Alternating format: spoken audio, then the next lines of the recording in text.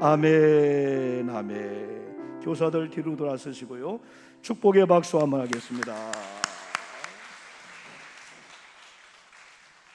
우리 강사님을 소개합니다. 우리 김덕신 목사님 복음 메시지 세 번째, 여러분 시선을 주님께 고정시키면서 오늘도 정말 로마서 한 권은 우리가 1년 혹은 6개월 공부해도 부족한데, 오늘 하나님이 목사님을 어떻게 역사하시나, 혹시 에어컨이 될 수 있다면은, 그죠? 조금 더운데 한번 조금 해주시고요. 우리 강사님 나오실 때 교황님은 박수하시면서 환호하시면서 말씀 받습니다. 목사님을 소개합니다. 할렐루야. 네네. 감사합니다. 네. 우리 교사들 수고 많았습니다. 인도도 잘하고 기도도 이쁘게 하고 또 무용도 이렇게 잘하시고 감사합니다. 일단 기도하고 시작하죠. 하나님 아버지, 은혜를 감사합니다. 오늘 하나님의 말씀을 상고합니다. 저희들에게 함께 해주셔서 성령 하나님께서 들려지는 귀한 말씀 잘 들려질 수 있도록 우리에게 은혜를 허락하여 주옵소서. 연약한 종은 십자가 뒤에 감춰주시옵소서. 예수님 이름으로 기도하옵나이다. 아멘. 제가 이제 세 번째 시간을 하니까 여러분은 아마 제 스타일에 조금 이제 알게 되고 이제 익숙할 거예요. 그래서 여러분이 지금 교환을 받으셨죠? 이제 교환을 받으시고, 이 교환은 제가 이제 교환 봅시다 그러면 여러분이 성경 구절을 보면 되고, 그 다음에 여러분이 간단하게 메모를 하셔도 좋고, 메모한 칸이 부족하면 이제 뒤에 그 백지인 거기다가 여러분이 좀 적으셔도 좋고요. 그리고 제가 이제 부탁을 좀 드릴게요. 이게 영상으로 다 찍어 놓으니까 여러분이 그냥 한 번 이렇게 쑥 듣고 그냥 지나가기에는 좀 아까워요. 그러니까 여러분이 영상을 좀 다운을 받으셔가지고 한 번 보고 또 보면 한 번 처음 들을 때 볼 때 못 들렸던 안 들렸던 소리가 두 번째 볼 때 또 들려요. 그 다음에 세 번째 볼 때 또 들리고, 그 다음에 반복해서 이렇게 들리게 되거든요. 그래서 여러분이 그렇게 좀 해줬으면 좋겠고요. 오늘은 로마서와 복음과 로마서라고 하는 주제입니다. 굉장히 중요한 주제입니다. 그 로마서가 굉장히 어려운 책이고 긴 책이지만 이번에 한 번에 로마서 전체를 큰 윤곽을 저와 여러분이 같이 이제 공부를 하게 될 겁니다. 이것을 이제 부흥이라고 생각하지 마시고 공부다 혹은 세미나다 그렇게 여러분이 생각하시고 마음을 조금 푹 놓으시고 그렇게 한번 들으셔서 하나님께서 저와 여러분에게 은혜를 주시기를 바랍니다. 자, 거기 한번 보십시다. 1번에 대해서 제가 얘기합니다. 저자와 복음이 주는 교훈이 무엇이냐 그래. 여러분, 로마서의 저자는 사도 바울입니다. 로마서를 소개한다면 여러분 이겁니다. 로마서는 어떤 책이냐? 복음 중에 복음이에요. 그리고 로마서는 어떤 책이냐? 많은 성경학자들이 로마서만 있어도 기독교가 존재할 정도로 완벽하게 복음을 설명한 겁니다. 그래서 로마서 이꼴 복음입니다. 로마서 이꼴 복음, 복음 이꼴 로마서예요. 그러니까 만일 여러분이 복음을 안다 그 말은 로마서를 안다 하는 그 말이에요. 그러니까 만일 여러분이 복음을 모른다 그 말은 로마서를 모른다는 거예요. 만일 여러분이 로마서를 읽는데 또는 로마서를 이해하는데 로마서가 굉장히 어렵다고 여러분이 생각이 들면, 또 로마서가 실제적으로 여러분에게 어렵고 이해가 안 된다면 여러분은요, 로마서를 모르는 것이 아니라 복음을 모르는 거예요. 그리고 로마서를 모르는 것은 복음을 모르는 것이고, 복음을 모르는 것은 기독교를 모르는 거예요. 여러분이 교회 평생을 다녀도 만일 복음을 모른다면, 아니면 로마서를 모른다면 여러분은 기독교를 모르는 거예요. 기독교를 오해하는 거예요. 많은 사람들은 내가 교회 열심히 다녔으니까 나 기독교 잘 알아, 당신의 종교가 뭡니까? 나는 기독교입니다, 그렇게 말은 하지만 여러분, 내가 교회를 다닌다고 해가지고 기독교를 아는 게 아니에요. 그러니까 여러분 이렇게 쉽게 생각하시면 됩니다. 나는 내가 복음을 알아, 그 말을 다른 말로 얘기하면 그거나 똑같아요. 나는 로마서를 안다 하는 말과 똑같은 거예요. 예를 들어서 제가 제 아내한테 여보 12시 넘었네 여러분 이렇게 말을 하면 여러분 그 말은 밥 먹자 그 말이에요. 뭐 12시 넘었네 그러면 그 말을 알아들어야죠. 마찬가지로 여러분이 로마서를 읽으면서 로마서를 여러분이 잘 알면, 로마서를 정확하게 알면 그 사람은 기독교를 아는 사람이고 복음을 아는 사람. 여러분이 다른 성경을 달달달달달달 외웠다 할지라도 만일 노마서를 여러분이 모르고 노마서에 대해서 무지하다면 여러분은 복음과 기독교와 교회를 모르는 겁니다. 모르는 거예요. 그렇기 때문에 여러분이 이 노마서는 굉장히 중요합니다. 여러분, 노마서는 굉장히 중요하다 하는 것을 먼저 여러분 전제로 하고, 노마서 저자는 사도 바울입니다. 사도 바울이 여러분 이 노마서를 쓰는데 그 저자를 통해서 저와 여러분이 배워야 될 교훈 몇 가지가 있어요. 사도 바울은 노마로 가기를 그렇게 원했어요. 간절히 원했어요. 바울은 그 당시 노마는 전 세계에서 여러분 가장 유명한 도시 노마가 세계를 지배하고 있었잖아요. 노마로 가기를 원했어요. 근데 바울이 노마를 안 갑니다. 못 갑니다. 노마로 그가 얼마나 가기를 원했는가. 노마서 1장을 여러분이 성경을 한번 펴보세요. 여러분 노마서 1장을 한번 펴보십시오. 사도 바울이 노마로 얼마나 가기를 원했는가 하는 그 절절한 사도 바울의 마음의 표현이 여러분 노마서에 쭉 나옵니다. 여러분 어떻게 되는가 여러분이 한번 거기 한번 보십시오. 여러분 10절에 있는 말씀 보십시오. 어떻게 하든지 이제 하나님의 뜻 안에서 너희에게로 나아갈 좋은 길 얻기를 구한다. 여러분 나는 어떻게 하든지 여러분에게 가기를 원합니다 라고 지금 편지를 쓰고 있어요.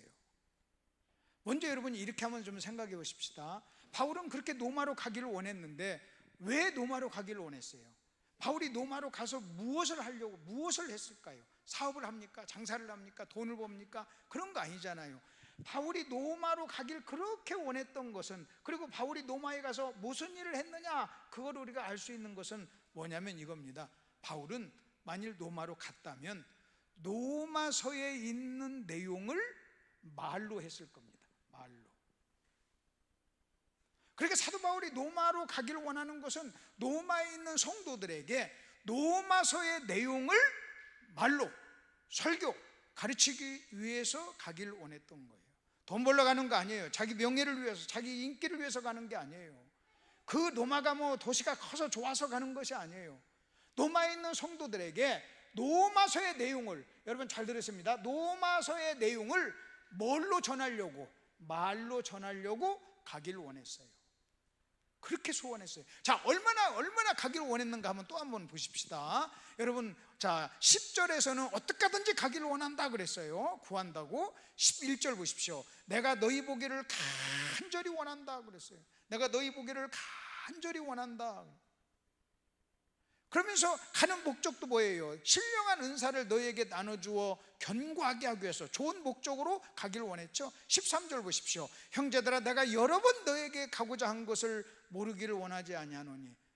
그는 어떻게 하든지 가기를 원했어요. 그 다음에 가기를 간절히 원했어요. 보기를 간절히 원했어요. 그리고 어떻게 하든지 가기를, 그는 가려고 시도도 했습니다. 여러 번 가고자 그렇게 했다고 좀 이야기를 합니다. 그 다음에 또 여러분 보십시다. 자, 그는 그렇게 지금 가기를 원했는데 13절 하반절에 지금까지 길이 막혔도다 그랬어요. 지금까지 길이 막혔다, 노마로 가는 길이 막혔다. 그 말은요, 지금도 노마로 가고 싶은 마음이 있다는 거예요. 노마로 가서 그는요 참 좋은 일을 하기를 원했어요. 복음을 전하기를 원했어요. 자, 다시 한번 보십시오. 내가 어떻게 하든지 가기를 원했다. 내가 지금도 여러분에게 가기를 원합니다. 여러 번 내가 시도했습니다. 이런 표현들은 지금 사도 바울이 노마로 가고 싶은 그의 마음, 여러분 노마로 가고 싶은 사도 바울의 마음이 얼마나 간절하고 절실하고 얼마나 강력한가를 저와 여러분에게 보여줍니다. 자, 그러면 여기서 이런 의문이 생겨요. 아니, 그렇게 가기를 원하고 그렇게 간절히 노마로 가기를 원하는데, 그렇게 소원하는데, 그런 갈망이 있는데 왜 안 갔어요? 왜 못 갔어요? 이거 한번 생각해 보셔야 됩니다. 아니, 그렇게 원하고 그렇게 가기를 바라고 그렇게 시도하고 그렇게 구했다면, 지금까지도 그런 마음이 있다면 그냥 가면 될 거 아니에요. 그 다음에 사도 바울은요, 아, 내가 노마로 가서 노마에 가서 고난을 당한다, 그래서 고난이 무서워서 그는요 가지 않을 사람이 아니에요. 그는 예루살렘에 죽음이 기다리고 있음에도요, 사는 사람들이 다 말리는데도 그는 예루살렘을 갔던 사람이에요. 사람들이 울면서 말리는데도 그는요 갔던 사람이에요. 그런데 그렇게 노마로 가기를 원하는 그의 마음이 그렇게 나와 있는데 왜 그는 안 가고 왜 그는 못 갔냐는 거예요. 그럼 감옥에 있었느냐? 그런 거 아니에요. 묶여져 있느냐? 그것도 아니에요. 갈 자유가 없었느냐? 여러분 그것도 아니에요. 그런데도 그는요 못 간 게 아니라 안 갔어요. 왜 안 간 줄 아십니까? 우리는요 바울이 그런 소원을 가지고 있는데도 로마로 안 간 사실을 우리가 짐작할 수 있는 표현이 나와요. 뭐라고 나오냐면 거기 한번 보십시오. 10절에 있는 말씀 보십시오. 어떻게 하든지 이제 하나님의 뜻 안에서 너희에게 나아갈 좋은 길 얻기를 구한다. 거기에 하나님의 뜻 안에서라는 말이에요. 하나님의 뜻 안에서. 여러분 이 말씀이 아까 그 질문에 대해서 해답을 제공해요. 여러분 바울이 그렇게 마음속에 가고 싶은 소원이 있었는데 왜 안 갔습니까? 왜 안 갔냐면요 마음속에 하나님의 뜻이라고 하는 확신이 안 들었던 거예요. 그렇게 간절히 원하고 그렇게 가기를 원했는데도 왜 여러분 바울이 로마를 안 간 줄 아십니까? 내가 원해서 내가 소원이 있어서 로마로 가려고 하면서 기도하면요 여러분 내 마음속에 하나님의 뜻이 하나님이 그거 아니야 가지마 라고 하는 하나님의 뜻을 발견하게 되는 거예요. 그래서 여기서 뭐가 부딪히냐면요 사도 바울의 마음의 소원과 하나님의 뜻이 일치가 안 되는 거예요. 나는 가고 싶은데 하나님이 가지 말라고 하는 거예요. 여러분 하나님이 가지 말라고 막는데 무슨 뭘로 막겠어요? 하나님이 가지 말라고 바울을 막을 때 그는 다른 어떤 걸로 이렇게 막았습니까? 담을 쳐서 막았습니까? 아니에요. 바울의 마음속에 하나님의 뜻이다, 하나님이 원하는 일이야 라는 확신이 안 들었다는 거예요. 확신이 안 들었다. 만약 여러분이 그렇습니다. 만약 여러분이 어떤 일을 하고 싶은데 기도하면 하나님이 하지마 하지마 여러분 이렇게 말씀하신다면 여러분 우리 하지 말아야 되는 거예요. 여러분 여기서 이렇게 중요한 거예요. 때로는 하나님께서 우리의 마음속에 소원을 주어서 역사도 하지만 때로는 여러분 이 소원이 하나님의 뜻하고 일치가 되고 하나가 되면 여러분 괜찮지만 여러분 이 소원과 하나님의 뜻이 여러분 충돌을 하면 우리는요 뭘 따라야 되냐는 거예요. 만일 내 마음의 소원과 하나님의 뜻이 충돌할 때 만일 여러분 내 마음의 소원대로 우리가 하잖아요. 그러면 내가 주인이에요. 여러분 내 소원과 하나님의 뜻이 충돌할 때 내 소원을 내려놓고 내 소원을 놓고 하나님의 뜻에 순종하면 그 사람은요 하나님을 주인으로 섬기는 사람이에요.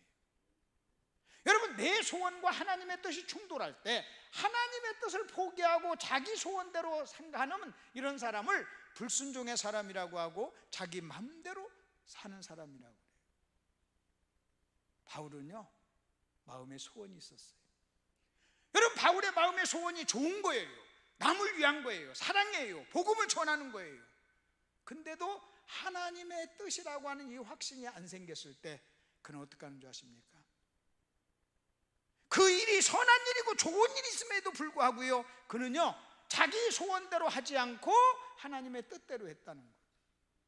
그래서 그는요 로마로 안 갑니다. 로마로 못 갑니다. 여러분 로마로 안 가요. 다른 일 때문에 안 가는 게 아니에요. 환경과 여건과 조건이 안 좋아서 여러분 안 가는 것이 아니라 하나님의 뜻이라고 하는 이 확신, 이 하나가 없어서 그렇게 어떻게 하든지 그렇게 가기를 원하면서도 여러분 왜 하나님이 바울을 들어 썼는가를 여러분 아셔야 돼요. 여러분 이거 하나만 놓고 봐도요 바울이 어떤 사람인가를 알 수가 있는 거예요. 바울이 어떤 사람인가? 여러분의 마음속에 사람들은요 여러분의 마음, 자기 마음의 소원이 도덕적으로 윤리적으로 문제가 없으면 자기 마음대로 해도 괜찮다고 생각하는 거예요. 그러나 여러분 그거 아니에요. 여러분의 마음의 소원이 아무리 좋은 거라 할지라도 설사 그것이 겉으로 볼 때는 영적인 것 같은 그런 일이라 할지라도 우리는요 하나님의 뜻대로 해야 될 줄 믿습니다. 바울이 그렇게 소원을 했는데 안 갑니다. 계속해서 하나님이 길을 열어주질 않아요. 하나님의 뜻이라고 하는 이 확신이 안 생겨요. 그래서 계속 안 가다가 너무나 그 마음에 미칠 것 같고 로마에 가서 하고 싶은 그 일이 너무나 로마에서 가서 할 일이 뭐였어? 할 일이 뭐였냐면요 가서 말로 복음을 전하는 거였어요. 그러니까 그 주체할 수 없는 그 마음의 소원, 불타는 마음을 가지고 그는 뭘로 했냐면 말로 하지 않고 글로 썼어요. 그게 노마서예요. 여러분, 노마서는 뭔지 아세요? 노마서는요, 놀라운 하나님의 선물인데 어떤 선물인 줄 아십니까? 사도 바울이 자기의 마음의 소원대로 하지 않고 하나님의 뜻대로 한 거에 대한 선물이에요. 만일 바울이 여러분 하나님의 뜻을 무시하고 자기 소원대로 노마로 갔다면 말로 전했을 거예요. 그러나 우리가 노마서는 볼 수 없어요.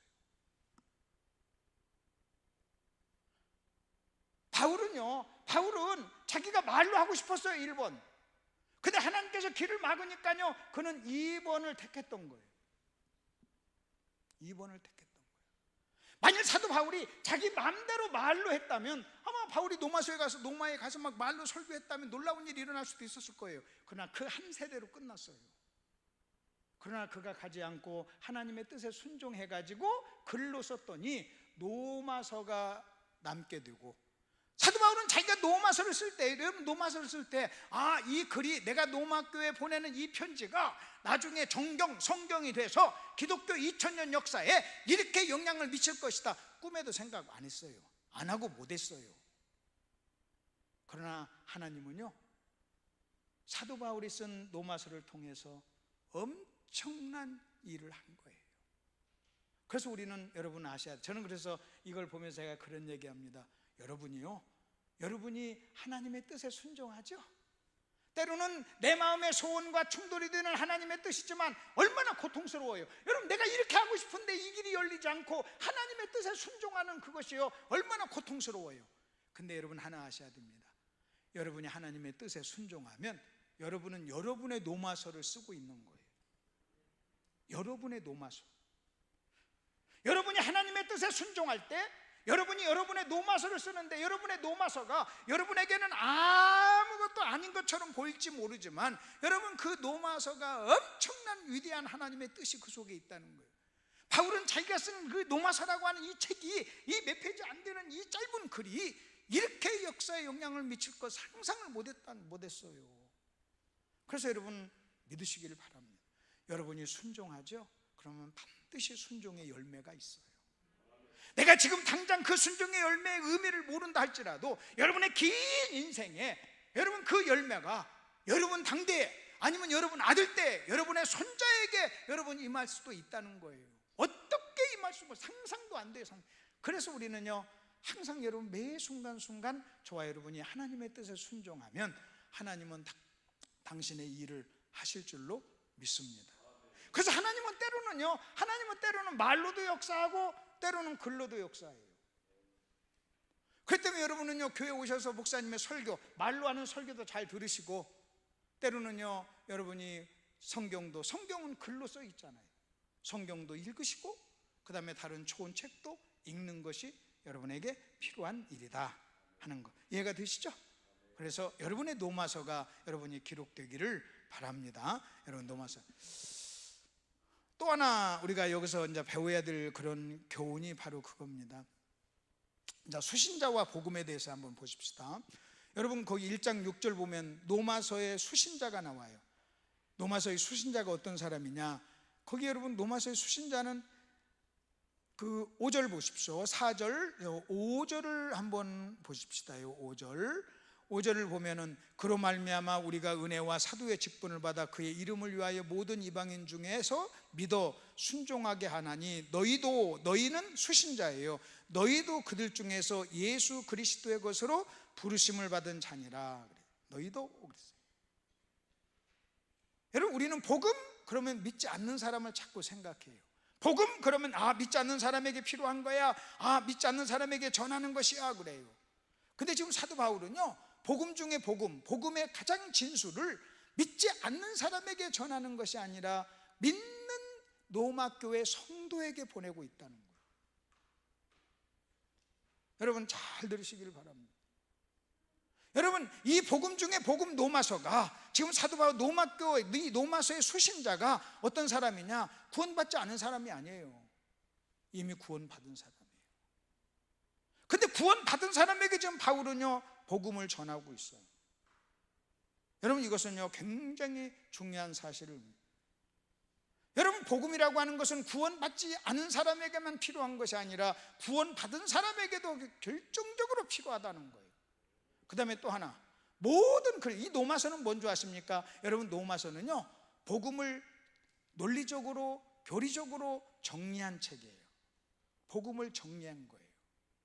그렇다면 모든 구원받은 그리스도인은 정리된 복음에 대한 지식이 있어야 된다는 거예요. 여러분이 그냥 단순히 복음 통해서 구원만 받는 것이 아니라 여러분 구원받고 난 다음에 여러분은요 정리된 복음에 대한 지식을 가지고 있어야 된다는 거예요. 사도 바울은 다메섹 도상에서 구원을 받았어요. 그가 다메섹 도상에서 구원받는다고 해가지고 바로 그가 구원에 대한 지식이 정리되어 있었던 건 아니에요. 그가 다메섹 도상에서 구원받고 나서 아라비아 광야에 가서 3년 동안 있고 많은 세월이 지나거나 시간이 지나고 나서 정리된 복음에 대한 지식을 가지게 됐어요. 여러분이 교회 나와서 예수님 만나서 여러분 구원받습니다. 구원받는다고 해가지고 여러분 바로 복음에 대한 지식을 갖는 것 아니에요. 여러분, 구원받을 때 그 사람이 가지고 알게 되는 지식이란 여러분 아주 단순해요. 예수님은 우리를 구원했어. 여러분, 이거예요, 이거. 근데 여러분 보십시오. 그 예수님이 우리를 어떻게 구원했는가, 그 구원의 놀라운 의미가 뭔가, 그 구원의 놀라운 하나님의 계획이 뭔가 라고 하는 구원의 놀라운 지혜와 지식은요 여러분 받으면서 알 수가 없어요. 어떤 누구도 여러분 구원받으면서 알 수 없어요. 어떤 누구도. 여러분, 그리고 이 말은 이거예요. 저와 여러분이 구원을 받는데 구원에 대한 엄청난 지식이 필요한 게 아니라는 거예요. 구원에 대한 엄청난 지식이 없어도 구원받을 수 있어요. 그러나 한 가지 여러분 아셔야 됩니다. 일단 여러분이 구원받고 나면 구원에 대한 지식이 필요해요. 복음에 대한 지식이 필요해요. 왜냐면요 여러분이 구원에 대해서 방황하지 않기 위해서. 왜 구원에 대한 지식, 복음에 대한 지식이 필요한 줄 아십니까? 다른 사람에게 전하기 위해서. 여러분, 내가 모르는데 어떻게 전합니까? 자, 다시 여러분 정리해 보세요.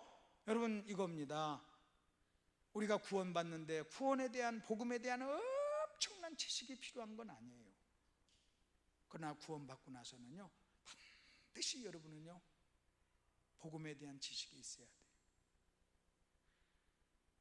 구원을 받는 데는 이런 엄청난 지식이 없어도 구원을 받을 수 있지만 여러분이 구원받고 난 다음에 올바로 신앙생활을 하기 위해서는요 반드시 복음에 대한 지식이 필요해요. 반드시 필요해요. 그래서 지금 사도 바울은 이미 부르심을 받은, 성도로 부르심을 받은, 열매를 맺고 있는 소문난 이 로마교회 성도들에게 복음에 대해서 논리적인 지식으로 정확하게 로마서를 지금 보내고 있다는 거예요. 지금 바울이 구원받은 로마교회 성도에게 로마서를 보내고 있다는 얘기는 지금 우리 중에는요 여러분 목사님들 중에도 여러분 로마서가 어렵다고 그래요. 근데 여러분 이 복음은요 여러분 이 로마서는 신학자에게 보낸 게 아니에요. 목사님들에게 보낸 게 아니에요. 로마에 있는 성도에게 보낸 거예요. 다시 말하면 로마서 정도의 지식은, 로마서 정도의 이해는 모든 예수 믿는 사람이 기본적으로 갖춰야 될 지식이라는 거예요. 아멘 좀 하세요. 많은 사람들이 이런 생각합니다. 야, 그건 뭐 신학자나 필요하지. 그건 교수나 필요하지. 그건 선생님이나 필요하지. 아니 그것은 무슨 뭐 사역자나 필요하고 목사님에게나 필요하지. 천만의 말씀. 언제 사도 바울이요 로마서를요 목사들에게 보냈습니까? 하나님의 백성으로 부르심을 입은 로마교회 성도에게 보냈다는 거예요. 여러분도 성도잖아요. 아멘. 여러분도 성도, 하나님의 부르심을 받은 성도잖아요. 그렇다면 여러분도 아셔야 되는 거예요. 여러분에게 보낸 거예요. 우리에게 보낸 거예요. 많은 사람들이 이렇게 생각합니다. 그건 나에게 필요치 않아. 내가 신앙생활은 내가 뭐 사역자도 아니고 목사도 아니고 내가 전도사도 아닌데 무슨 로마서를 다 그렇게 알 필요가 있을까? 아니에요. 말씀드릴게요. 알아야 돼요. 알아야 돼요. 왜? 바울이 로마교회 성도에게 보냈다는 것을 여러분 기억하셔야 돼요. 기억하셔야 돼요. 여러분 로마서가 어렵다는 얘기는요 여러분이 로마서를 공부 안 했다는 거예요. 또 로마서를 모른다는 거예요. 여러분이요, 무엇인가 여러분이 알잖아요. 여러분이 알면 어떤 현상이 일어나는 줄 아십니까? 뭔가를 아는 사람은요, 자기가 알고 있는 게 쉬워요. 그 다음에 아는 부분을 말을 해요. 여러분이 뭔가를 아는가 모르는가를 확인할 수 있는 방법은요, 나는 간단하게 두 가지로 보면 돼요. 그게 쉬운가? 여러분요, 만일 파김치를 담근다. 어떤 자매한테는요, 이 김치를 담그는 게 너무나 어려워요. 그러나 어떤 사람한테는요, 김치를 담그는 게 쉬워요. 자, 똑같은 운전이라도 잘 보세요. 똑같은 운전이라도 오늘 우리 목사님 운전을 쫙 하는데 그 어려운데 한번 쫙 꺾었어요. 그러니까 우리 두 분 사모님이 놀래고 감동을 하더라고. 어떻게 그 어린 좁은데 그렇게 했는가? 여러분 잘 보세요. 내가 이렇게 물어봅시다. 운전이 쉬운가요 어려운가요 물어보면요, 정답이 두 개예요. 어떤 사람은 쉽다고 그래요, 어떤 사람은 어렵다고 그래요. 아니, 똑같은 운전을 물었는데 왜 어떤 사람은 쉽고 어떤 사람은 어렵습니까?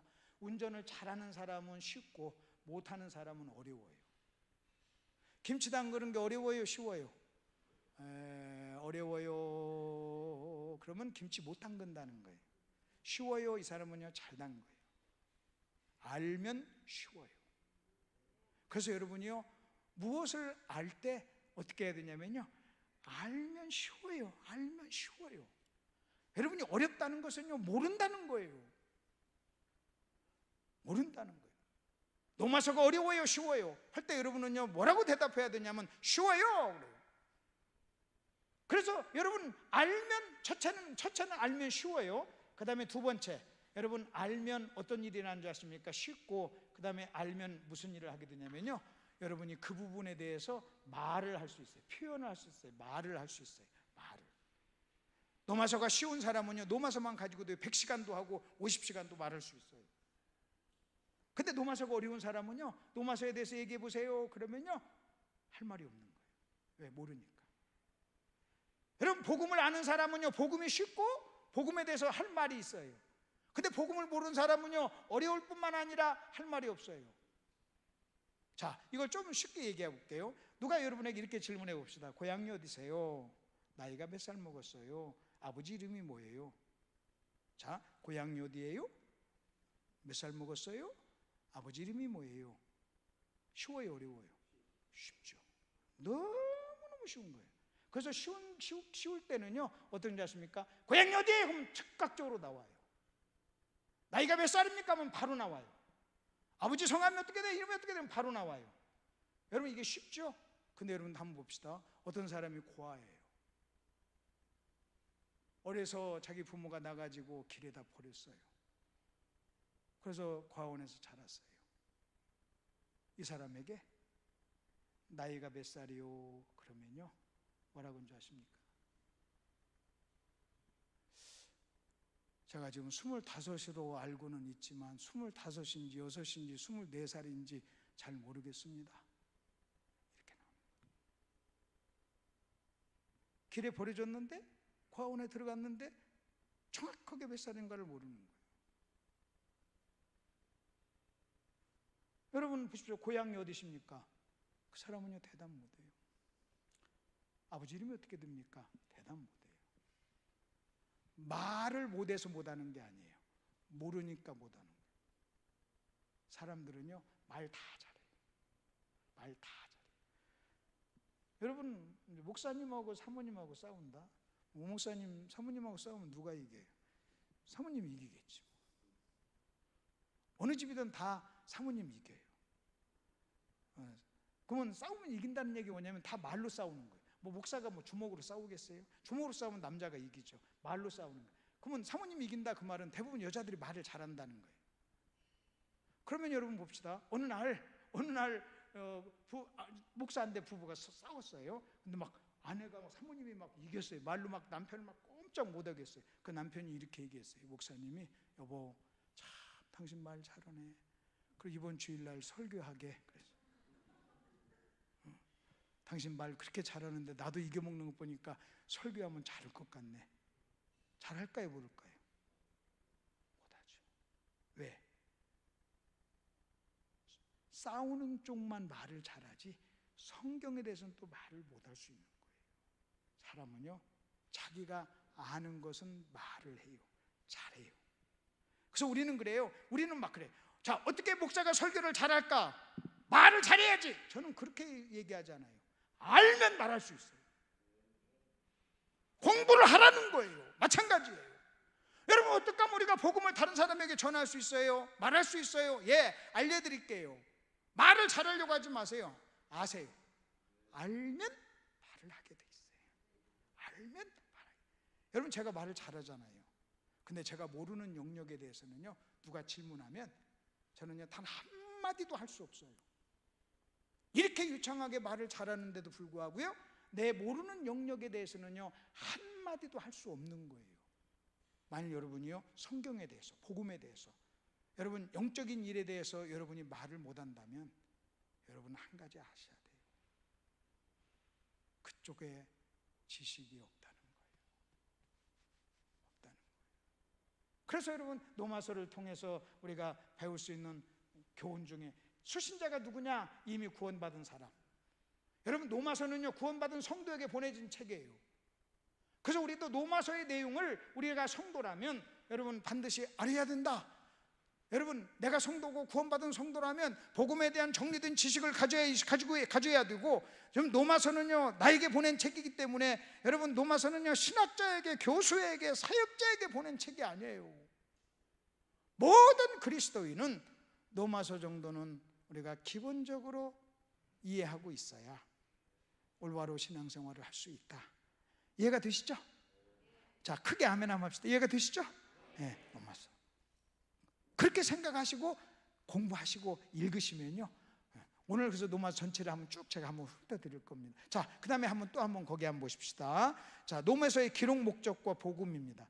기록 목적이 있어요. 거기 기록 목적을 보니까 로마서 15장에 보니까 바울이 자기가 로마서를 기록한 목적을 얘기해요. 그러므로 또한 내가 너에게 가려 하던 것이 여러 번 막혔더니 이제는 이 지방이 일할 곳이 없고 여러 해 전부터 언제든지 서바나로 갈 때 너에게 가기를 바라고 있었으니 이는 지나가는 길에 너희를 보고 먼저 너희와 사귐으로 얼마 기쁨을 가진 후에 너희가 그리로 보내주기를 바람이라. 선교적 목적이 있었어요. 이겁니다. 나 좀 서바나로 보내줘, 나 선교사로 보내줘, 나 좀 후원해줘, 이거예요. 바울은 로마교회 편지하면서 내가 여러분하고 같이 교제 좀 하고 기쁨을 나누고 그 다음에 여러분들이 나를 선교사로 보내고 파송하고 후원해 주기를 원해. 이 목적으로 기록을 했어요. 이게 로마서를 기록한 선교적 목적이에요. 그럼 여기서 굉장히 중요한 의미가 하나 있어요. 이걸 통해서 우리가 배울 수 있는 게 여러분 참 재밌습니다. 그러면 선교적 목적이 있다면 여러분 그냥 막 어떤 뭐 영상 보내주고 여러분 내가 선교사입니다. 여러분 내가 이 불쌍한 사람에게 가서 복음을 전할 겁니다. 여러분 저를 좀 선경금을 해주세요. 여러분 이러면 될 건데 뭐 그렇게 어렵게 이런 이야기를 씁니까? 바울은요 철저하게 이랬어요. 여러분이 저를 선교사로 돕는 그것도 복음에 근거해서 도와달라는 거예요. 그냥 단순히 여러분 그냥 도와주면 내가 거지냐는 거예요. 내가 가난하기 때문에 나를 도와달라, 내가 돈이 필요하니까 나를 도와달라, 내가 저렇게 처절하게 불쌍한 사람이 있으니까 도와달라, 여러분 이런 얘기가 아니에요. 여러분 복음을 아세요. 그리고 그 복음의 근거에서, 복음의 정신의 근거에서 나를 좀 도와주세요. 여러분이 보내는 그 선교금이 그냥 여러분 그냥 야 선교사가 처절하게 고생하는구나, 어렵구나, 내가 저 가난한 사람에게 뭔가 보태주자, 여러분 이런 것이 아니라 복음에 근거한, 복음의 정신이 물찍 담긴 그 복음의 근거에서 지금 바울은요 선교를 당당하게 요구하는 거예요. 만약 선교사가 여러분 교회 와서 선교 보고를 할 때 또는 도와달라고 이렇게 할 때 우리는 보통요 복음을 전하고, 여러분 이렇게 해야죠. 바울처럼 한다면 복음을 전해요. 복음을 전하고 여러분 이 복음의 정신에 입각해서 이 복음에 근거해서 이 복음 때문에 여러분이 저를 도와주십시오. 다른 것 때문에 내가 가난하기 때문에 도와주지 마세요. 내가 무슨 거지입니까? 내가 불쌍해서 나를 도와주는 거 아니에요. 우리가 하는 그 일이 복음이 동기가 되어야 됩니다. 여러분 이런 선교적 목적을 가지고 있었다는 거예요. 그 다음에 두 번째는요, 목양적 목적을 가지고 있어요. 목양. 다시 말하면 로마교회 문제를 해결하기 위해서 보낸 편지였다는 거예요. 로마서를 쭉 읽다 보면요, 이런 말이 나와요. 마땅히 강한 자가 연약한 자의 약점을 담당해야 된다.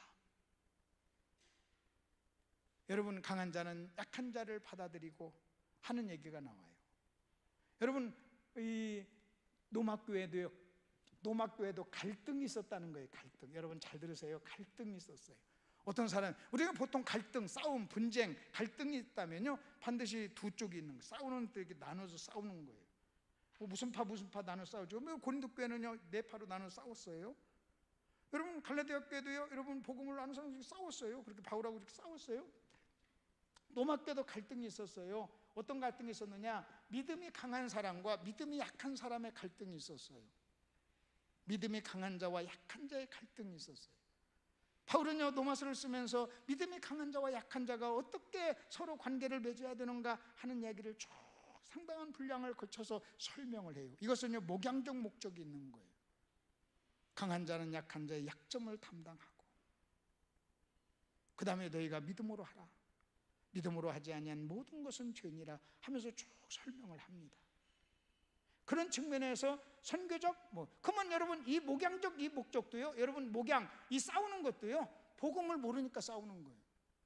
복음을 정확하게 이해하면요, 여러분 싸울 이유가 없다는 거예요. 그 싸움에 대한 해결책, 문제에 대한 해결책이 복음이었던 거예요. 그 여러분 가운데 갈등이 있죠. 그 갈등을 해결책은 복음밖에 없습니다. 그런 의미로 지금 보내고 있다는 거예요. 이게 이제, 그 다음에 이제 2번을 한번 넘어갈게요. 1번 그 정도 하고 2번. 저는 이제 가끔 이 유튜브로 이런저런 유튜브로 이런 것을 한번 이렇게 쭉 유심히 한번 본 적이 있어요.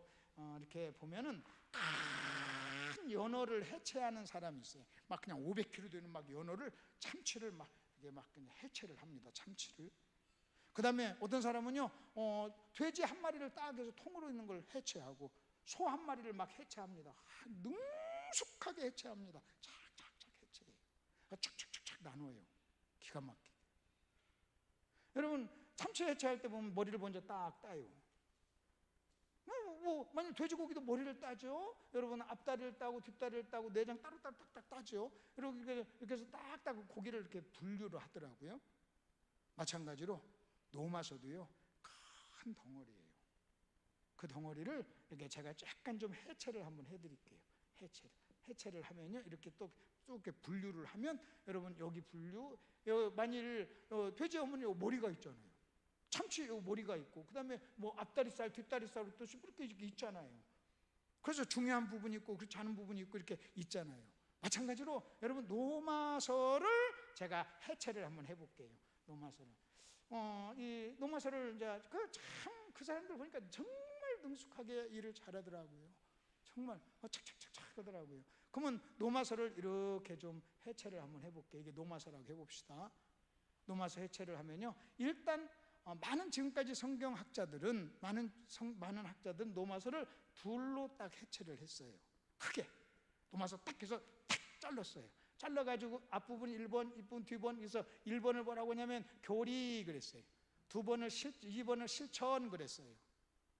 그래서 보통 1장에서 11장까지를 1번, 그 다음에 12장서부터 16장까지를 2번, 이렇게 해체를 했어요. 이렇게 해체하는 것도 틀린 건 아니에요. 근데 제가 로마서를 쭉 보니까 이렇게 해체보다도 조금 더 예민하게 해체할 수 있어요. 그거 어떻게 하느냐, 그냥 여러분 그냥 제가 쉽게 설명할 테니까 여러분 그냥 가만히 딴 생각만 안 하고 따라오면 다 이해가 될 줄로 믿습니다. 저는 로마서를, 보통 사람들은 다른 지금까지 보통은 로마서를 몇 부분으로 해체했다? 둘. 대답하세요. 몇? 둘로. 근데 저는요, 세 등분으로 딱 해체를 할게요. 세 등분으로. 세 등분으로 해체하는데 뭐냐, 1장에서부터 8장까지, 여러분 9장에서 11장까지, 12장에서 16장까지 이렇게 1번, 2번, 3번 이렇게 해체를 할게요. 그러면 뭐냐, 이제 이 해체한 부분을 좀 설명해 드릴게요. 1장에서 8장까지가 뭐냐, 복음에 대한 설명이에요. 복음이 뭐냐, 복음을 설명하는 게 1장에서 8장이에요. 복음 설명. 그 다음에 9장에서부터 11장까지는 뭐냐, 바울이 이스라엘에 대한 문제를 다뤄요. 이스라엘, 복음과 이스라엘, 이스라엘과 이방인, 유대인과 이방인, 또 유대인의 미래는 뭔가, 유대인 문제를, 이스라엘 문제를 다뤄요. 그 다음에 12장서부터 16장까지는 뭐냐, 이 복음에 대한 적용이에요. 적용. 복음을 우리의 삶 속에 어떻게 적용할 것인가. 자, 다시, 자, 여러분 잘 보세요. 자, 노마서를 몇 개로 해체했다? 3개. 대답해 보세요. 몇 개요? 3개. 몇 등분? 3등분. 자, 1등분은 1장에서부터 몇 장? 8장. 이게 뭐라고요? 복음에 대한 설명. 시작. 복음에 대한 설명. 복음에 대한 설명. 자, 9장서부터 11장까지는 뭐라고요?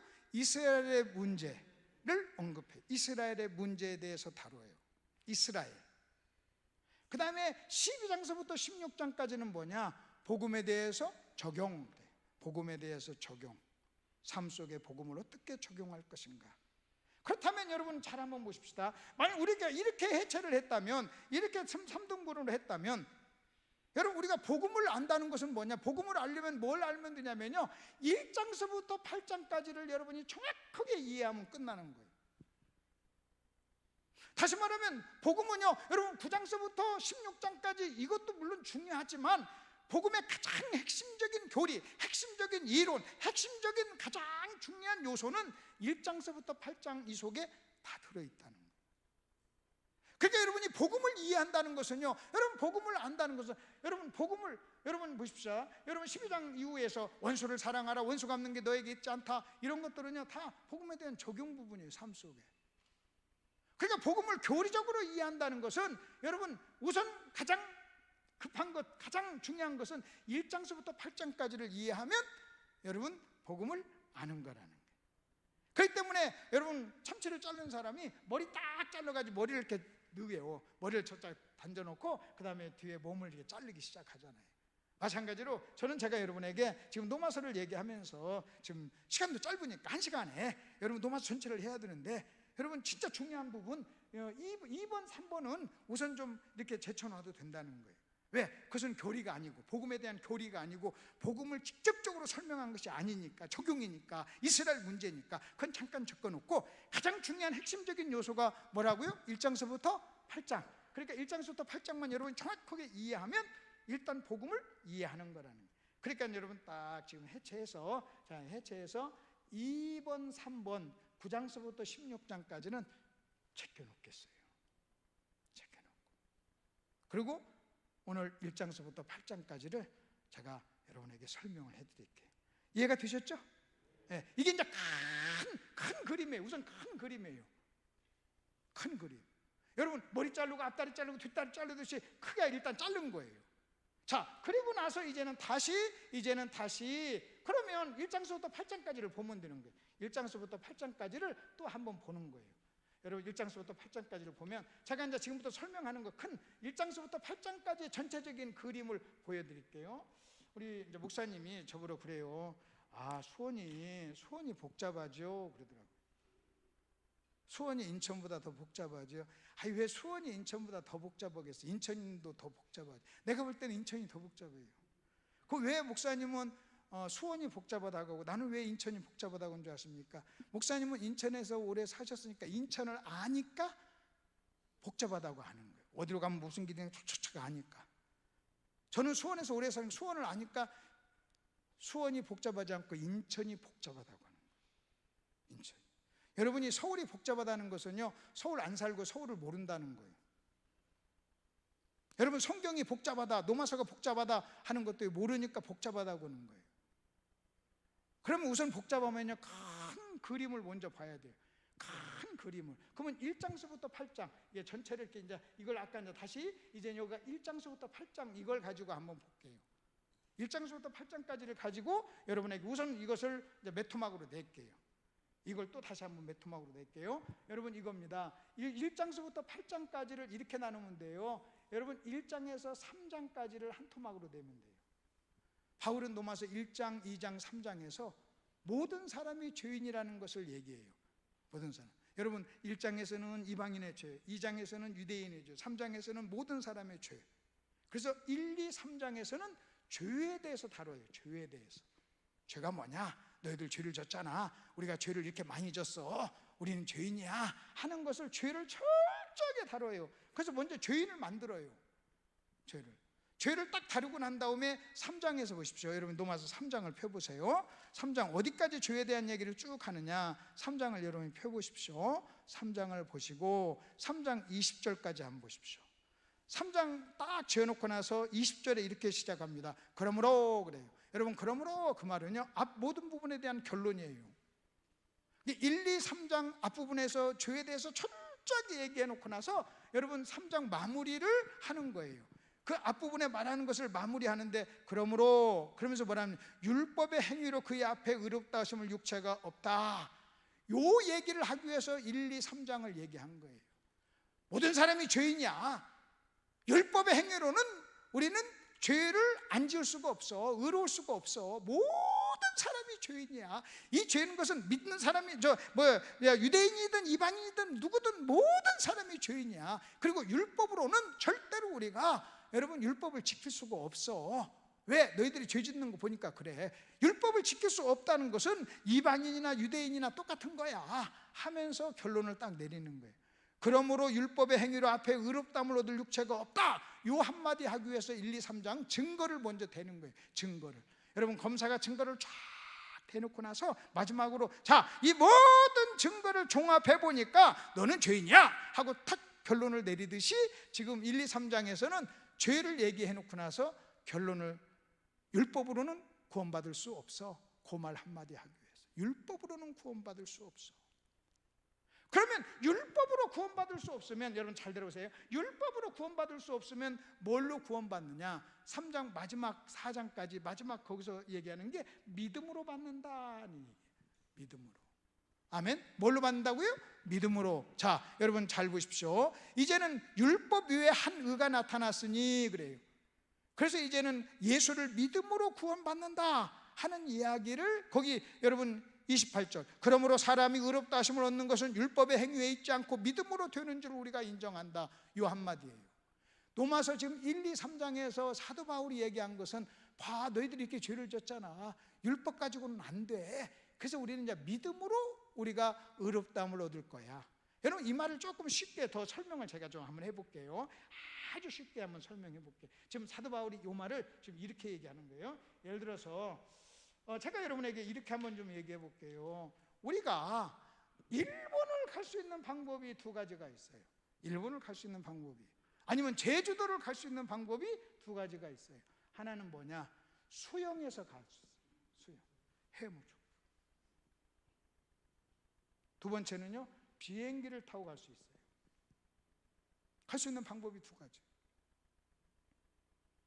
근데 여러분, 우리가 이론적으로 일본, 제주도를 갈 수 있는 방법이 수영을 해서 갈 수 있고 비행기를 타고 갈 수가 있는데, 문제는요, 일본 수영을 해서 갈 수가 있지만 우리는요, 수영 실력이 없어. 이론적으로는 수영해서 갈 수도 있지만, 그러나 우리는요, 수영을 실력이 없어요. 일본까지 갈 수 있는 실력이 없어요. 여러분, 실력이 없어요. 실력이.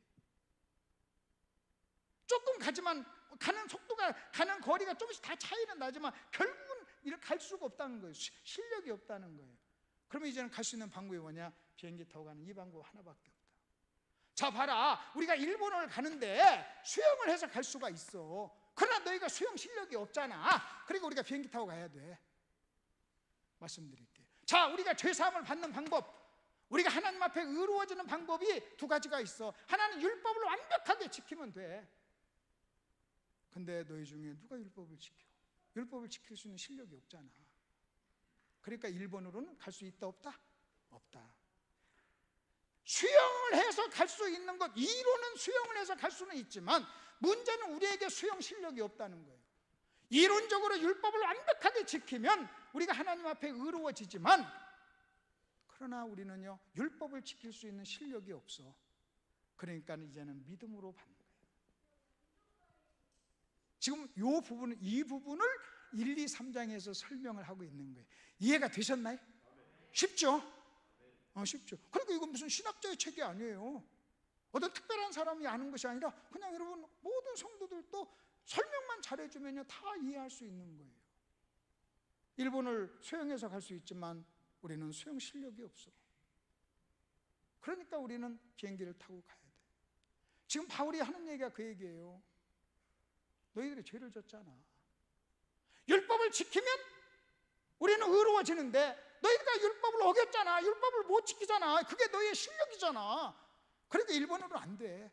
그래서 우리는 이제는 믿음으로 의로워지는 거야 하고 이야기를 하는 거예요. 그게 로마서 1, 2, 3장이에요. 이해가 되셨죠? 그래서 여러분 오늘 좀 약속을 한번 했으면 좋겠어요. 여러분이 오늘 참석하시고 나서 오늘 참석하신 분들은 오늘이나 내일, 또 내일 새벽에 시간도 있고 그러니까 오늘이나 내일 꼭 로마서 1장에서 8장까지는 한번 전체를 쑥 한번 읽으시길 바랍니다. 내가 큰 그림을 저랑 약속을 해요. 제가 다음 주에 와서 내가 물어볼 거예요. 로마서를 8장을 읽었는가 그렇게.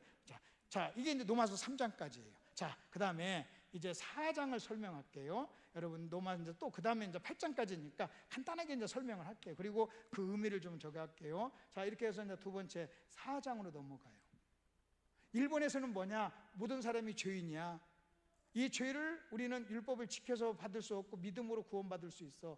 그리고 나서 4장에서는 뭐라고 하냐면요, 자기가 3장 하반절에 믿음으로 구원받는다는 것을 증거를 대요. 증거. 믿음으로 구원받는 것이 맞아, 진리야. 그걸 증거를 대요. 뭐 어떻게 증거를 대느냐? 4장을 펴보세요.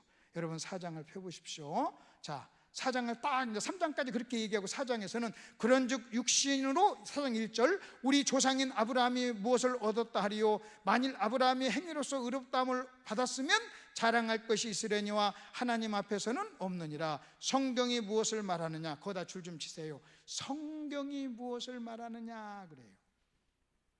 뭐라고요? 시작. 성경이 무엇을 말하느냐 그래요. 그래서 여러분 여기 보십시오. 사도 바울은 1장에서 죄와 의로워지는 방법, 믿음으로 의로워지는 방법을 선언하고 선포하고 난 다음에 4장으로 넘어가서는 자기가 3장 하반절에 말한 율법을 지켜서가 아니라 믿음으로 구원받는다고 하는 이 사실을 증거를 하는데, 증거를 하고 확증을 하는데 뭘 가지고 얘기하느냐? 성경을 가지고 얘기한다.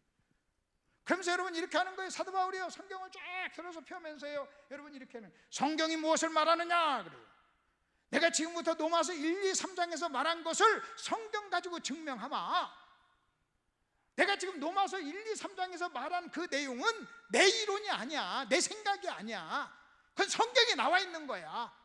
그때 바울이 흔들면서 증거했던 성경이 구약 성경이에요.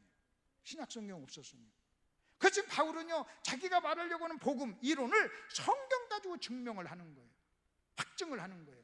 근데 성경을 뭘 가지고 로마 4장에서 증거하는 게 뭐냐? 핵심적인 내용만 얘기하면 돼요. 로마서 4장에서 세 가지 것을 얘기해요.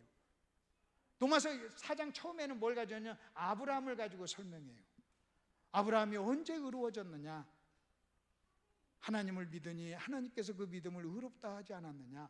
아브라함이 행위로 의로워진 게 아니야. 그래서 그 유대인들이 그렇게 존경하는 아브라함을 가지고 여러분 행위가 아니라 믿음으로 의로워지는 걸 얘기해요.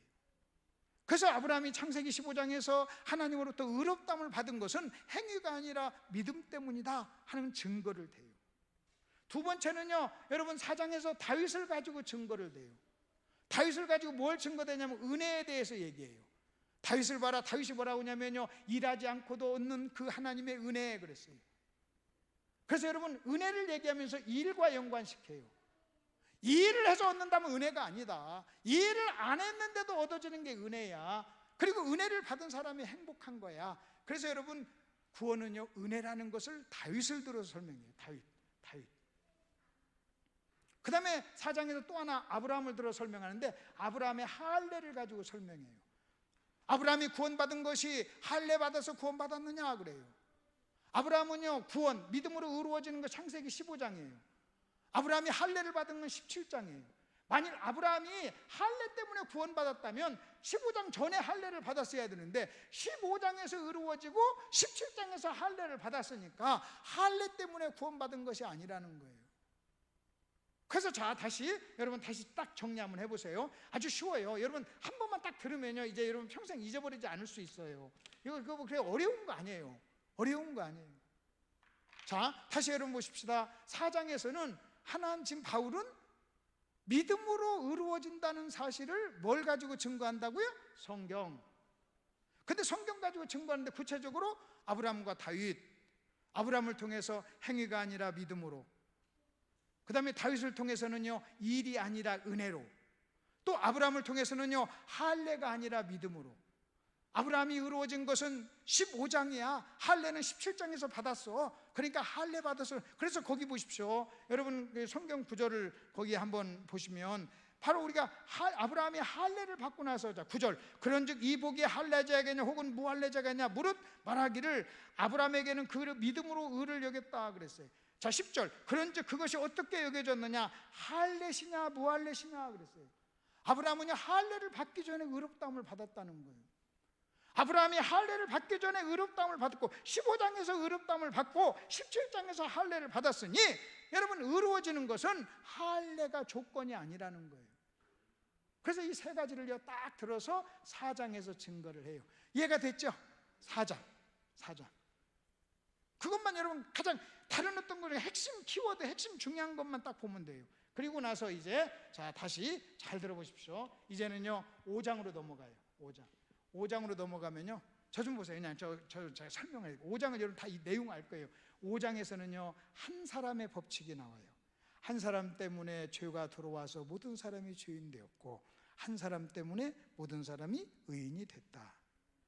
그래서 한 사람의 법칙. 그래서 여러분이 로마서 5장은요 한 사람의 법칙만 이해하면 로마서 5장을 이해하는 거예요. 우리는 아담 때문에 죄인이 됐어요. 그렇기 때문에 예수 때문에 우리는 의인이 되는 거예요. 그 이야기를 로마서 5장에서 해요. 로마서 5장은 뭐의 법칙? 한 사람의 법칙. 자, 우리 다시 한번 복습해 봅시다. 자, 사도 바울은 복음을 설명할 때 로마서 1, 2, 3장에서 죄와 믿음을 설명하는 거예요. 자, 로마서 1, 2, 3장의 키워드는 죄와 믿음. 시작. 죄와 믿음. 죄와 믿음. 일본은 수영해서 갈 수 있다 없다? 없다. 왜? 실력이 없어서. 뭘 타고 가야 된다? 비행기. 여러분 천국은 율법을 완벽하게 지키면 갈 수 있어요. 근데 지킬 수 있는 실력이 없다. 그래서 우리는 예수를 믿음으로. 자, 그 다음에 여러분 4장에서는 바울은요 성경을 가지고 뭐 한다고요? 증거. 믿음으로 구원받은 것을 증거해요. 누구를 통해서? 아브라함과 다윗. 아브라함을 통해서는요 행위가 아니라 믿음으로, 다윗을 통해서는요 일이 아니라 은혜로, 그 다음에 또 아브라함을 통해서는요 할례 받기 전에 아브라함은 구원받았다. 이렇게. 그리고 이제 5장에서는 뭐라고? 5장의 중요한 키워드가 뭐라고요? 한 사람의 법칙. 시작. 한 사람의 법칙. 한 사람 아담 때문에 모든 사람이 죄인 되었고 한 사람 예수 때문에 믿는 모든 사람이 뭐가 된다? 의인이 된다. 이것을 한 사람의 법칙. 한 사람의 법칙. 이것을 제가 조금 더 한번 이렇게 좀 설명할게요. 이 한 사람의 법칙이란 뭐냐?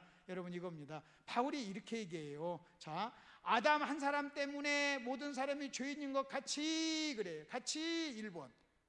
예수 때문에 모든 사람 믿는 사람이 의인이 됐다 2번을 얘기해요.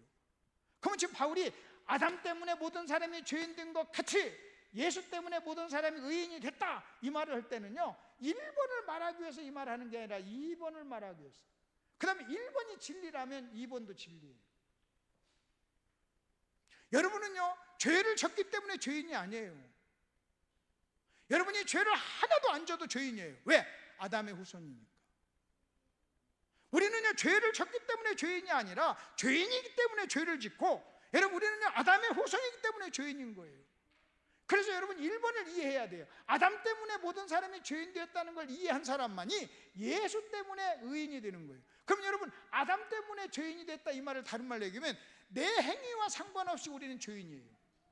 아멘. 다시, 우리는요 어떤 행위를 져서가 아니라 내 행위와 상관없이 우리는 죄인이에요. 그렇다면요 또 마찬가지예요.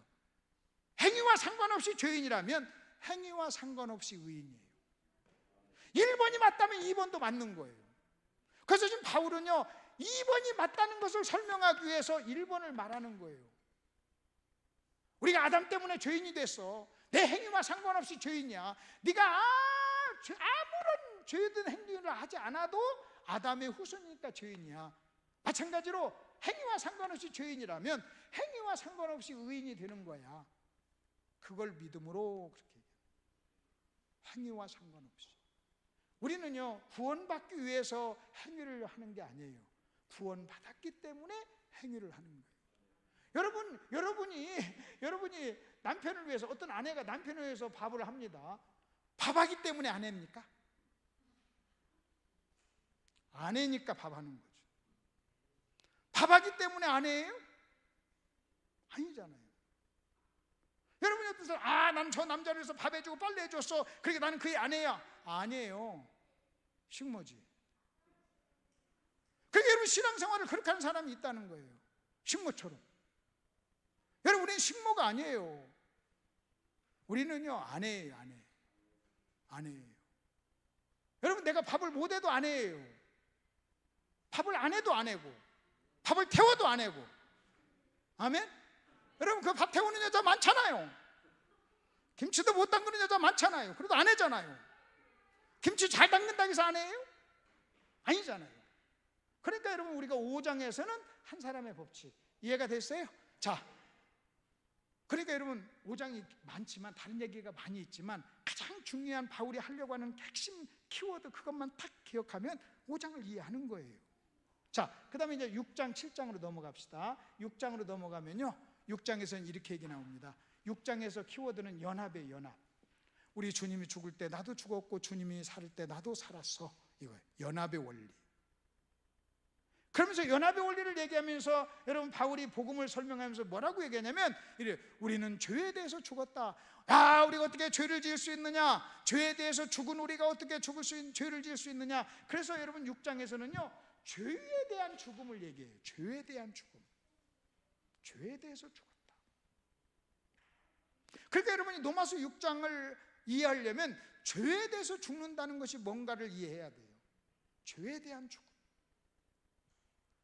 바울은요, 여러분, 우리는 죄를 어떻게 이기는 줄 아십니까? 내가 죄를 짓지 말아야지 내 의지로 이기는 게 아니에요. 여러분이 죄에 대해서 죽었다는 것을 알 때 여러분이 죄를 이길 수 있어요. 그래서 바울이 뭐라고 하냐면, 죄에 대해서 죽은 우리가 죄에 거할 수 있느냐? 그럴 수 없느니라 그래요. 그래서 이 연합의 원리와 죄에 대해서 죽었다는 것을 설명하기 위해서 바울이 6장에서 든 예화가 있어요. 그 예화가 세례, 침례예요.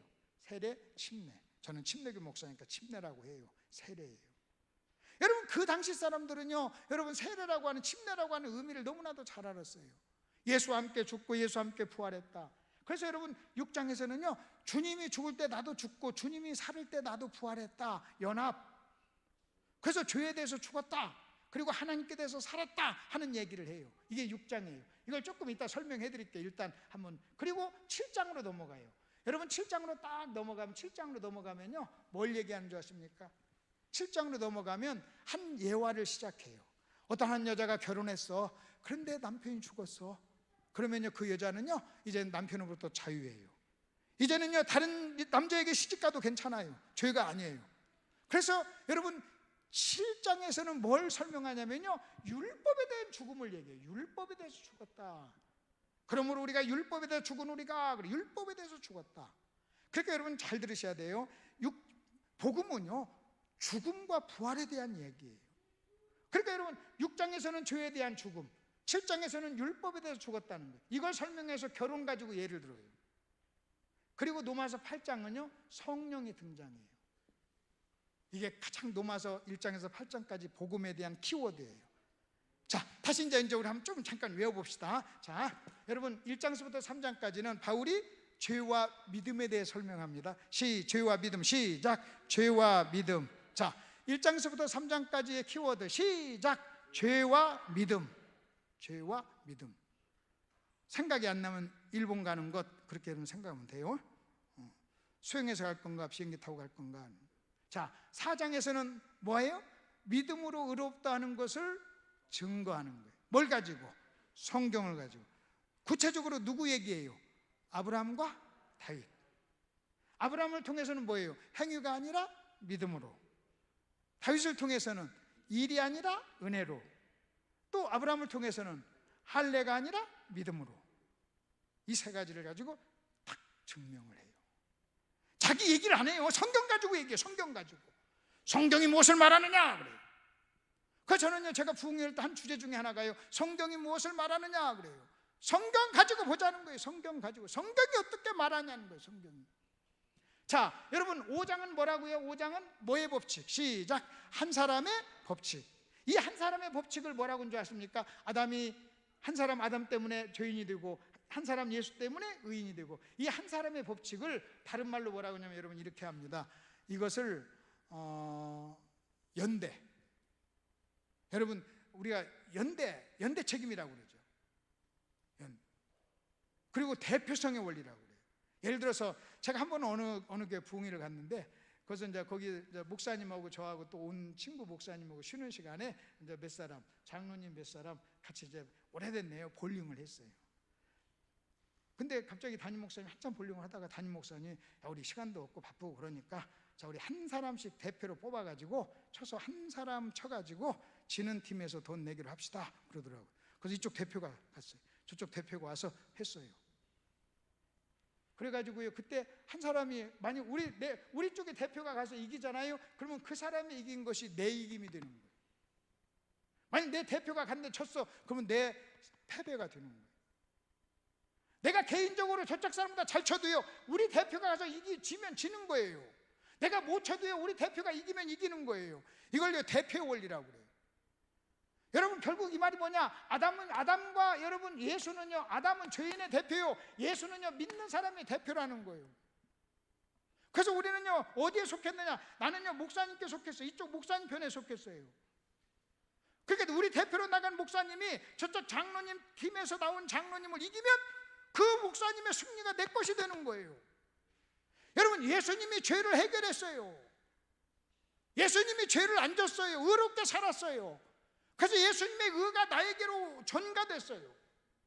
나는 죄인이지만, 여러분 나는 볼링을 못하지만 나를 대표해서 나간 대표가 저쪽 대표를 박살냈어요. 그러니까 여러분 나도 기뻐하고 즐거워하면서 이 승리가 내 승리가 되는 거예요. 여러분 우리는요 의로운 행위가 없어요. 근데 우리를 대표하신 예수님이 여러분 죄를 하나도 안 졌어요. 그러니까 그 예수님의 의가 저에게 덧입혀진 거예요. 전가가 됐다고. 그걸 대표의 원리라고. 그 다음에 여러분 연대라는 거죠. 여러분 연대라는 게 뭔지 아십니까? 자, 이 중에 자 우리가 하나 둘 셋 10까지 합시다. 자, 마지막에는 소리를 내지 않는다 그래요. 그 다 해서 막 짝짝해서 하나 둘 했는데 마지막에 50명이 했는데 마지막에 한 놈이 열 그러면요 그 놈 때문에 나머지가 다 한 것이 되는 거예요. 그 연대 책임이라고. 연대 책임. 그러니까 여러분 5장에서는 한 사람의 법칙, 여기에는 연대의 법칙과 그 다음에 대표의 원리가 이 속에 있다는 거예요. 여러분이 실력이 있어서 의로워진 게 아니에요. 여러분이 실력이 없어도 여러분 우리 편에 대장 되신 예수님이 실력이 있으셔. 아멘. 여러분 나는 실력이 없고 나는 죄인이야. 근데 여러분 나를 대표하신 그 예수님이 의로워. 그래서 이제 그 의가 누구 것이 되어버렸어요? 내 것이 됐어요. 그걸 우리는요 믿음으로 그래요. 믿음으로 하나님의 의가 우리에게, 그걸 복음이에요. 그걸 지금 바울은요 로마서 5장에서 그걸 설명하고 있어요. 자, 그러면 이번에 이제 6장으로 넘어갑시다. 여러분 지금 교환을 쭉 보면 지금 벌써 우리가 쭉쭉쭉쭉 해서 어디까지 나왔냐면 지금 1, 2, 3, 4번 쭉 지금 넘어서 5번, 6번, 5번도 지금 했고, 여러분도 모르는 사이에 좀 막 진도 많이 나갔어요. 5번도 했고 이제 6번서부터 또 좀 할 겁니다. 자, 지금 잘 따라오고 계시죠? 잘 따라오고 계시죠? 조시는 분 없죠? 네, 이게 재밌어야 됩니다. 여러분이 지금 재미있다는 것은요 또 안 졸리면 여러분 이해가 되는 거예요. 안 졸리면 이해가 되는 거예요. 이게 좀 굉장히 어려운 얘기지만 제가 굉장히 지금 쉽게 얘기하는 겁니다. 자, 그러면 이제는 이제 6장 연합의 법칙, 죄의 법칙에 대해 설명할게요. 많은 사람들이 신앙생활을요 내가 열심히 죄를 짓지 말아야지 해가지고 죄를 이기려고 해요. 그걸 자기 의지로 이기려고 해요. 근데 여러분 아셔야 돼요. 여러분의 의지로는요 죄를 이길 수 없어요. 죄를 이기는 방법을 알려드릴게요. 여러분 성경에서는요 6장에서는 연합의 원리를 얘기하면서 세례를 침례를 가지고 설명하고 죄에 대해서 죽었다고 얘기해요. 로마서 6장 얼른 펴보세요. 로마서 6장. 여러분이 이 부분은 이제 이해를 하셔야 되니까 6장 1절 보십시오. 그런즉 우리가 무슨 말 하리요? 은혜를 더하게 하려고 죄에 거할 수 없느냐? 그럴 수 없느니라. 그 다음에 뭐라고 나왔어요? 시작. 죄에 대하여 죽은 우리가 어찌 그 가운데 더 살리요? 죄에 대하여 죽은 우리가 어찌 그 가운데 더 살리요? 그러니까 만약 어떤 사람이 죄 가운데 산다는 것은요, 자기가 죄에 대해서 죽었다는 걸 모르는 거예요. 여러분, 지금 사도 바울이 말하기를 여러분 죄를 이기려면 죄를 짓지 말아야 되고 의지를 동원해서 죄 짓지 말아야지, 요 얘기를 하는 게 아니에요. 죄에 대해서 죽었다는 것을 인식하고 의식하고 알면 그 사람은요 죄를 이긴다는 거예요. 너희가 죄를 범할 수 있느냐? 그럴 수 없다. 우린 죄 질 수 없다. 왜? 죄를 질 수 없는 이유가 뭐냐? 우린 죄에 대해서 죽었으니까. 근데 만약 어떤 사람이 죄를 짓는다는 것은요, 자기가 죄에 대해서 죽었다는 것을 몰라요. 죄에 대해서 죽었다는 걸 몰라요. 그 다음에 로마서 7장을 넘어가 보세요. 여러분 7장을 넘어가 보세요. 7장 넘어가서 4절을 보세요. 그러므로 그랬어요. 여러분, 그러므로 그 말은요 앞부분에 대해서 받는 거예요. 앞부분에 결혼에 대한 이야기를 합니다. 어떤 여자 결혼했는데 남편이 죽었어. 이제는 자유해. 이제는 다른 사람한테 시집가도 간음이 아니고 죄가 아니야. 이걸 이야기를 해놓고 나서 그러므로 그래요. 그걸 이해를 시키고 그 예화를 가지고 말을 하고 난 다음에 그러므로 내 형제들아 너희도 그리스도의 몸으로 말미암아 뭐에 대해서 죽었다? 율법에 대해서 죽었다. 그러니까 만약 여러분은요 율법에 대해서 죽었다는 것을 모르면, 자 그럼 아까 또 다시 한번 설명해 볼게요. 여러분, 사도 바울은 로마서 1장에서부터 8장까지는 뭐에 대해서 설명하고 있다? 복음을 설명하고 있는 거예요. 아멘. 그리고 로마서 1장에서부터 8장까지 전체가 복음이에요. 아까 9장, 10장, 11장은 여러분 이스라엘 얘기고 적용이니까 제쳐놓고 로마서 1장, 그래서 여러분 복음을 안다는 건 로마서 1장에서 8장까지 알아야 되는데, 여러분 로마서 1장에서부터 8장 전체를 알아야 되는데 이게 복음인데, 이게 복음 덩어리예요. 복음인데 이 복음 중에 바울이 뭘 얘기하냐면 죽음에 대한 이야기를 해요. 죄에 대해 죽고 율법에 대해 죽었다. 그러니까 여러분이 복음이 뭔가를 알려면 내가 정말 죄에 대해서 죽었다는 말과 율법에 대해서 죽었다는 말이 무엇인가를 여러분이 아셔야 돼요. 그 의미를 모르면 복음을 모르는 거예요. 그래서 내가 여러분에게 여러분 성경에 보니까 우리는 죄 믿는 사람은 죄에 대해서 죽었다고 하는데 이 말이 뭘 의미합니까? 모르겠어요. 그럼 복음을 모르는 거예요. 우리가 율법에 대해 죽었다고 하는데 율법에 대해 죽는다는 게 뭡니까? 그러면요 그걸 모르면 복음을 모르는 거예요. 왜? 여러분 죄에 대해서 죽음, 율법에 대한 죽음이 복음의 핵심 요소예요. 핵심 요소.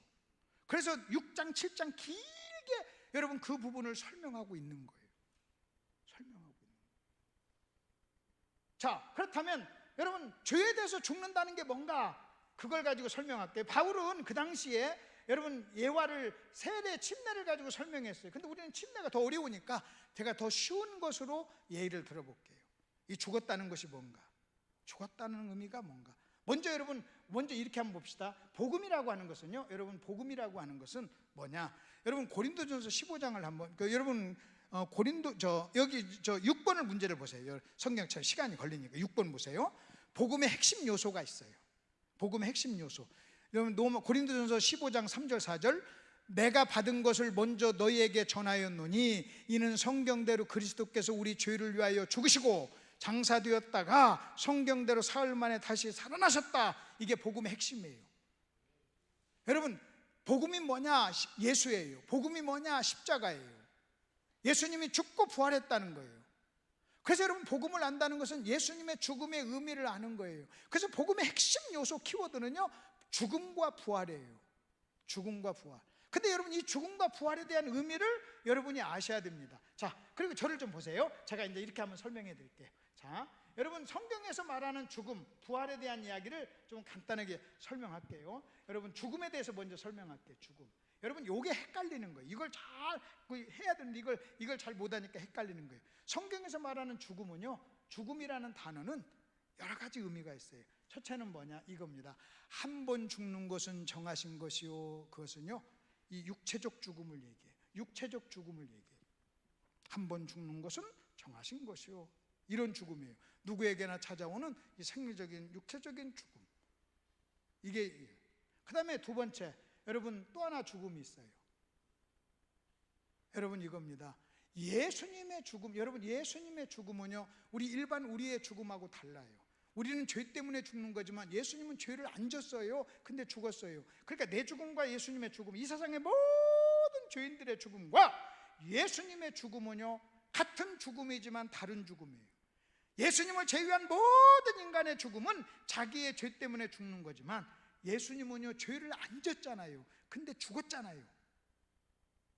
그래서 예수님의 죽음을 여러분이 아셔야 돼요. 예수님은 우리는 내 죄 때문에 죽었다, 죽는다, 죽었다, 죽는다, 죽을 것이다 예요. 근데 예수님은 죄와 상관없는 분인데 죽었어. 그래서 뭐라고 하냐면 내 죄 때문에 죽었다고 나오는 거예요. 당신은 죄를 안 졌으니까 죽어야 될 이유가 없는 거예요. 근데 내 죄 때문에. 자, 예수님의 죽음이 또 틀려요. 그러니까 여러분, 1번의 죽음과 2번의 죽음 틀려요. 그 다음에 세 번째 또 죽음이 있어요. 죽음. 바울은요, 고린도전서에서 날마다 죽는다 그래서 날마다 죽는다. 여러분, 어떻게, 여러분, 이거 한 번 죽는 것은, 이 죽음하고 날마다 죽는 것은 다른 거예요. 날마다 죽는다. 여러분, 날마다 죽는다는 게 뭔가를 아셔야 돼요. 죽음. 날마다 죽는다. 나는 날마다 죽는다. 여러분, 저와 여러분은요, 날마다 죽어야 돼. 날마다 죽어야 되는 의미가 뭔가 알아야 날마다 죽죠. 날마다. 이 시간에도 여러분 죽어야 돼요. 아멘? 그러면 여러분, 이 시간에 여러분이 날마다 매 순간순간 죽어야 되는데, 매 순간순간 죽는 죽음이 무언가를 알아야 죽을 거 아닙니까? 바울은요, 내가 날마다 죽는다고 얘기했잖아요. 솔직히 여러분, 가정에서 일어나는, 관계 속에서 일어나는 모든 일은요, 날마다 안 죽으니까 일어나는 거예요. 날마다 안 죽으니까. 그 다음에 네 번째 죽음이 있어요. 날마다 여러분, 육체적 죽음, 이 죽음, 날마다 죽음. 그 다음에 또 하나의 죽음이 있어요. 또 하나 죽음이 로마서에 나와요. 거기 6번을 보세요. 여러분, 6번 로마서 4장 19절 보세요. 그가 백세나 되어 자기 몸이 죽은 것 같고 사라의 태가 죽은 것 같음을 알고도 믿음이 약해지지 아니했다. 여기서 죽음이 나와요. 백세가 돼가지고 내가 죽은 것 같고 사라가 죽었다, 근데 믿음이 약해지지 않았다. 여기서 죽었다, 그 말은요, 아들을 낳을 수 있는 능력이 없어진 걸 죽음이라고 얘기해요. 그러니까 여러분, 여기서 얘기하는 또 죽음이 나와요. 만약 여러분 잘 들어보십시오. 여러분이, 자, 여자예요. 근데 나이가 많아요. 아이를 낳을 수 없어요. 그러면요, 그는요, 아이를 낳는 일에 죽은 사람이에요. 아이를 낳는 일에 죽은 사람이에요. 아이를 낳는 일에 죽은 사람. 여러분, 이것은요, 여기서 이 죽음은 또 다른 죽음이에요. 바울이 지금 또 다른 죽음을 얘기하는 거예요. 그러니까 여러분, 성경에 봐도 벌써 죽음이 네 종류가 나오는 거예요. 육체적 죽음, 예수님의 죽음, 날마다 죽음. 그 다음에 여러분, 이 네 번째 죽음은요, 능력의 능력. 나는 할 수 없다, 이게 죽는 거예요. 예를 들어서 여러분, 자, 내가 막 10억짜리 차를 사고 싶어. 근데 돈이 없어. 그럼 나는요, 10억짜리 집을 살 수 있는 일을 할 수 없어. 죽은 거예요, 죽은 거. 능력에 대한 일. 그러니까 여러분, 성경에서 죽음 얘기할 때는, 요 네 가지 것을 얘기하는구나. 네 가지 중에 뭐지? 여러분, 이걸 다 이해. 근데 이것을 뒤죽박죽이 정리가 안 되면요, 이 죽음이 막 짬뽕이 되면 여러분 헷갈리는 거예요. 그래서 지금 바울이 지금 죄에 대해서 죽었다, 여러분 죄에 대해서 죽었다 하는 말이 뭔가를 아셔야 돼요. 율법에 대해서 죽었다 하는 것도 뭔가를 여러분 아셔야 되는 거예요. 그걸 설명을 해야 돼요. 설명을. 그러니까 이걸 분류를 못하게 되면, 율법에 대해서 죽는 것, 그 다음에 여러분 보십시오. 예를 들어서 만일 내가 결혼했어. 근데 남편이 죽었어. 그러면 여러분, 이제는 다른 데 시집가도 죄가 아니야. 여러분, 그것이요, 율법에 대해서 죽는 거예요. 남편에 대해서 죽는 거예요. 남편한테 죽는 거예요. 나는 남편한테 자유하는 거예요. 아이를 낳을 수 없는 거, 이것도 죽음이에요. 그래서 이 죽음에 대한 일. 그 다음에 부활도 마찬가지예요. 여러분, 성경에서 얘기하는 부활도요, 여러분 여러 종류가 있어요. 부활도 여러 종류가 있어요. 첫째는 뭐냐? 여러분, 우리가요, 어느 날 우리가 죽고 예수님 오실 때 우리 영혼이 살아나는 이 부활이 있어요. 그 다음에 여러분, 예수님의 부활이 있어요. 예수님의 부활이 있어요. 예수님의 부활. 그 다음에 또 성경에서는 또 이 부활을 또 얘기할 때 여러분 다른 얘기를 해요. 로마서 6장에서 뭐라고 하는지 아십니까? 우리는 죄에 대해서 죽고, 예수님이 죄에 대해서 죽고 여러분 부활했듯이 우리도 죄에 대해서 죽고 하나님께 대해서 사는 것, 하나님께 대해서 사는 것을 부활로 표현을 해요. 죄와 부활, 예수님의 죽음과 부활을 여러분 죄에 대해서는 죽고 하나님께 대해서는 사는 것, 이걸 또 부활로 표현. 자, 그러면 제가 이제 이걸 좀 설명해 드려 볼게요. 죄에 대한 죽음을 좀 설명해 드려 볼게요. 아까는 이제 세례를 가지고 예수 설명해, 이제는 결혼을 가지고 설명해 볼게요. 결혼. 여러분, 한 남자가 결혼을 합니다. 한 여자하고 결혼합니다. 결혼하면요, 그 결혼은 뭔지 아세요? 내가 한 여자와 결혼하는 순간 그 남자는요 이 세상의 모든 여자로부터 죽은 거예요. 그리고 한 여자 아내한테만 산 거예요. 한 여자 아내한테만 산 거예요. 내가 결혼을 딱 하잖아요. 결혼을 딱 하면요, 결혼이 뭐냐? 여러분, 결혼이 뭔지 아세요? 이제는요 내가 유부남이에요. 한 아내의 남편이에요. 그래서 나는 내 아내가 아닌 모든 여자와는 이젠 죽은 거예요. 관계가 없어요. 그리고 한 여자한테만 산 거예요. 그게 부활이에요. 자, 그러면 이 말이 무슨 얘기인지 아세요?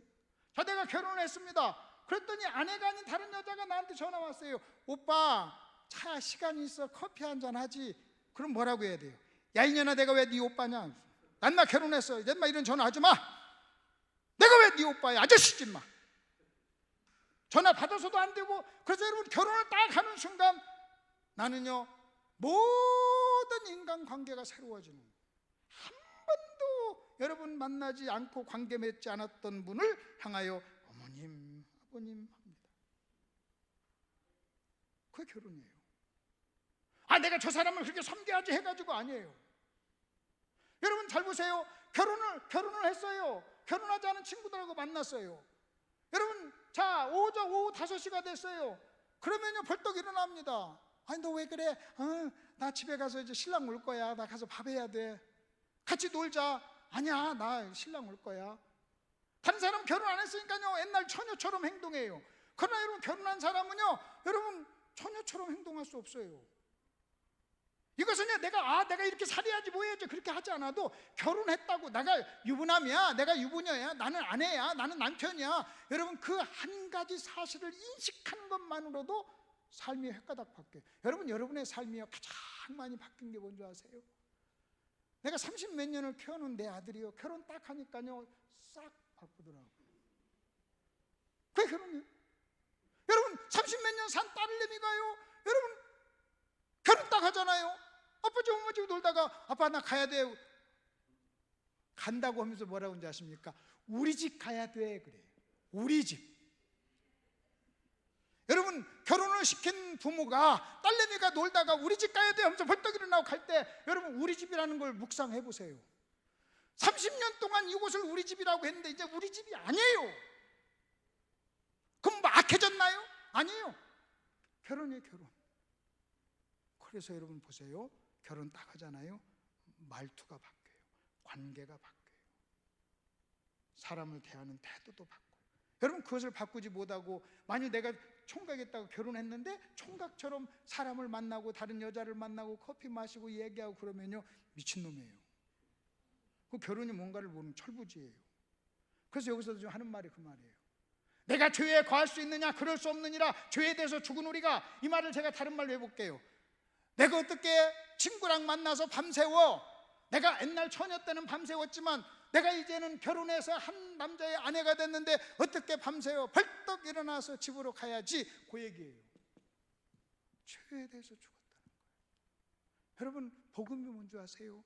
구원이 뭔지 아세요? 내가 죄에 대해서는 죽고 하나님께 대해서는 산다는 거예요. 여러분, 죽는다 산다 이 말을 좀 다른 또 측면에서 좀 설명해 드려 볼게요. 여러분, 이거예요. 어떤 사람이 교통사고를 당해 쓰러졌어요. 그 사람은 죽었는가 살았는가를 확인하는 방법이 있어요. 흔들어 보면 되고 불러보면 되고 자극해 보면 돼요. 눈을 까보고 흔들어 보고 따귀를 때려보고 이름을 불러봅니다.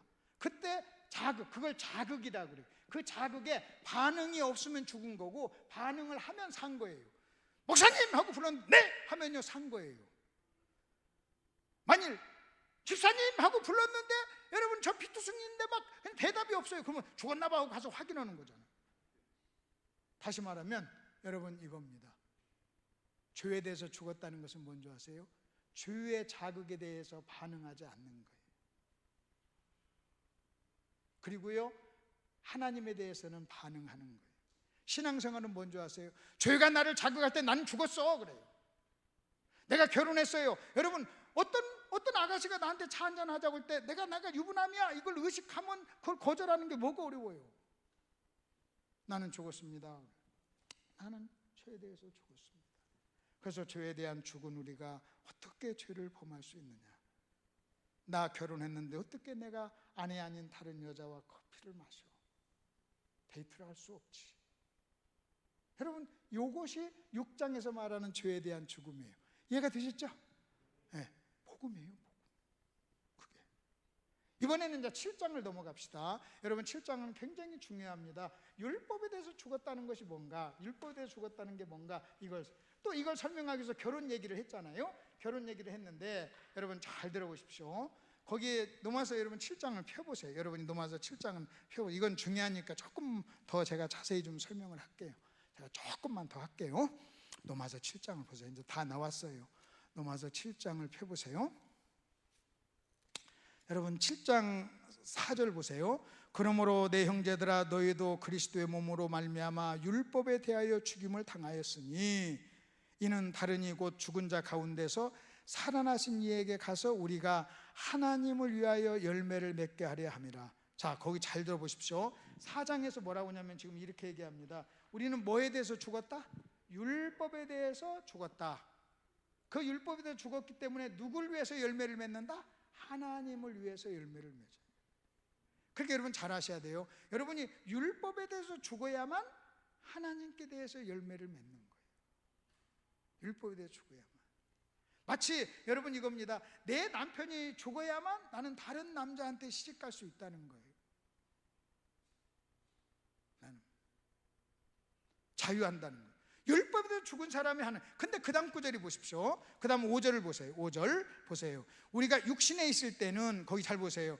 우리가 육신에 있을 때는 그 말이 뭔지 아십니까? 4절의 반대예요. 율법에 대해서 죽지 않을 때예요. 그러니까 여러분 잘 들어보십시오. 만일 여러분이 신앙생활 하면서 율법에 대해서 죽지 않고 신앙생활 하게 되면 여러분은요 복음적인 사람이 아니라는 거예요. 자, 그러면서 이렇게 나옵니다. 율법에 대해서 육신에 있을 때에는 율법으로 말미암아 죄의 정욕이 우리 죄 중에 역사하여 우리가 사망을 위하여 열매를 맺게 하였더니. 그래요. 사망을. 그래서 여러분 잘 들어보십시오.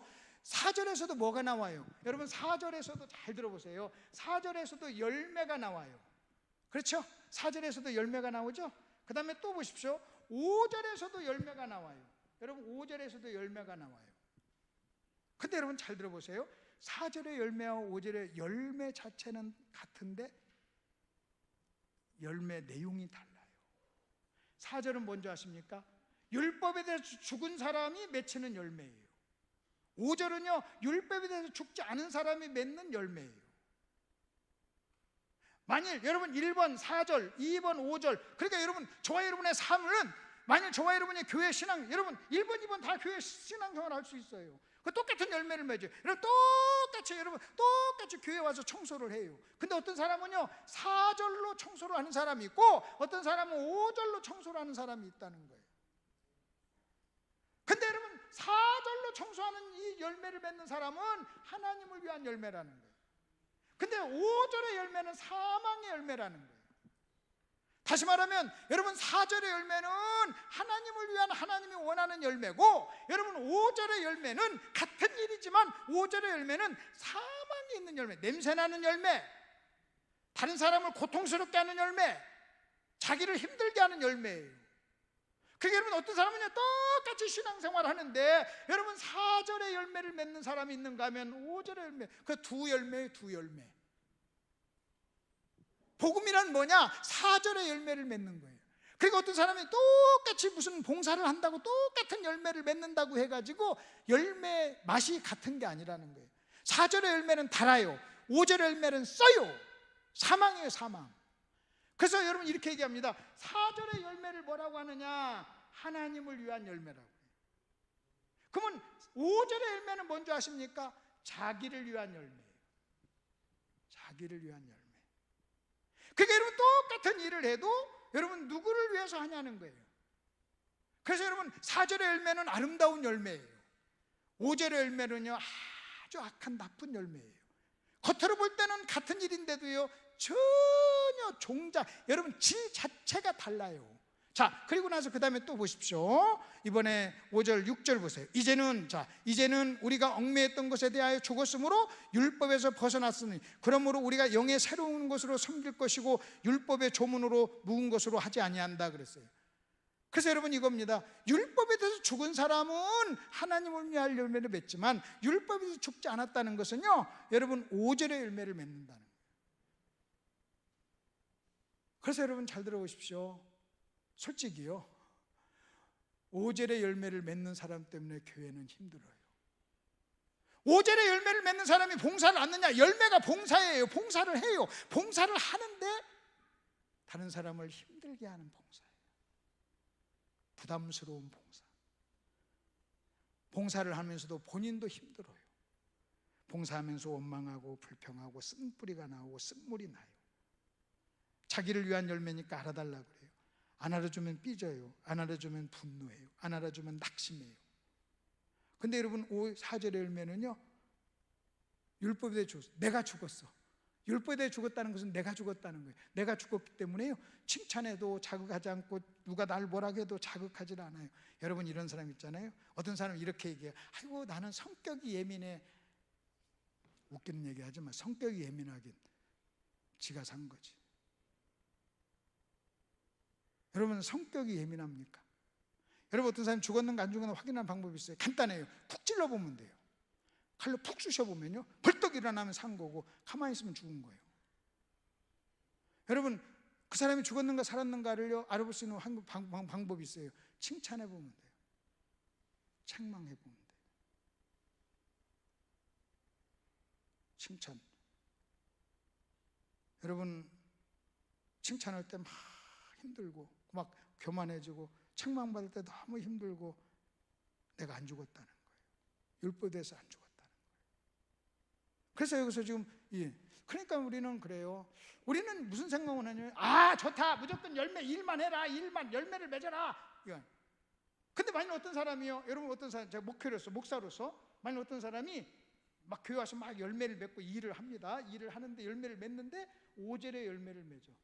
그러면요 제가 이래야 돼요. 집사님 5절이네요. 하지 마세요. 안 해도 돼요. 하지 마세요. 하지 말아야 돼요. 근데 열매가 목적이잖아요. 그러면요 4절로 맺든 5절로 맺든 열매만 맺어라. 그 열매 맺고 나서 그 사람 버리면 돼요. 근데 여러분 정말 그 사람을 4절의 사람으로 만드는 것이 목회라고 한다면요 5절 하면 이래야 됩니다. 5절로 헌금해. 그러면요 헌금하지 못하게 해야 돼요. 집사님 헌금 안 하셔도 돼요.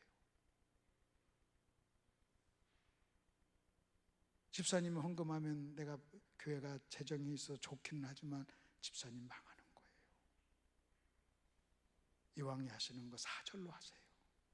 4절로. 근데 이렇게 양심적인 목사가요 쉽지 않아요. 목회를 해봐요. 여러분 일은 목적이 아니에요. 일은 수단이에요.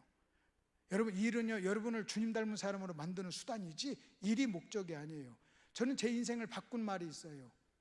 제가 책을 읽다가 이런 한 문장을 만났어요. 일은 목적이 아닙니다. 여러분 일이 목적이라면 우리 같은 꼴통을 하나님이 쓰시겠습니까? 여러분 일이 목적이라면 하나님 능력이 있으니까요 천사 하나를 통해서도 우리 10,000명이 하는 일을 1시간에도 할 수 있어요. 하나님은요 온 우주를 창조하신 분이에요. 우리가 일하지 않아도 일이 목적이라면요 하나님은 말씀으로 내가요 100년 1000년 걸려 할 일을요 단 1분에도 하실 수 있는 분이 하나님이에요. 우리가 100년 걸린다고 이런 우주를 만들 수 있어요? 일은 목적이 아니에요. 일은 수단이에요. 어떤 수단이냐? 저와 여러분을 하나님 닮은 사람으로 만드는 수단이에요. 그래서 저와 여러분이요 만약 저와 여러분이 5절에서 일을 하잖아요. 그러면요 막 고통스럽게 해요. 고통 사망의 열매라고 그랬잖아요. 막 고통 사망의 역사예요. 그래서 막 고통스럽게 해서 우리로 하여금 4절의 열매를 맺게 해요. 우리가 4절의 열매를 맺으면서 주님을 닮아가요. 5절의 열매를 맺으면요 마귀를 닮아가요. 그 똑같이 신앙생활 해도요 어떤 사람은요 시간이 흐르면 5절만 계속 일한 사람은요, 시간이 점점 흐르면요, 주님 닮지 않고 마귀 닮아요. 근데 4절의 열매를 맺잖아요. 그러면요, 처음엔 좀 부족해도 4절의 열매를 맺으면요, 시간이 흘러면 주님 닮은 사람이 돼요. 달콤한 열매를 맺어요. 달콤한 열매.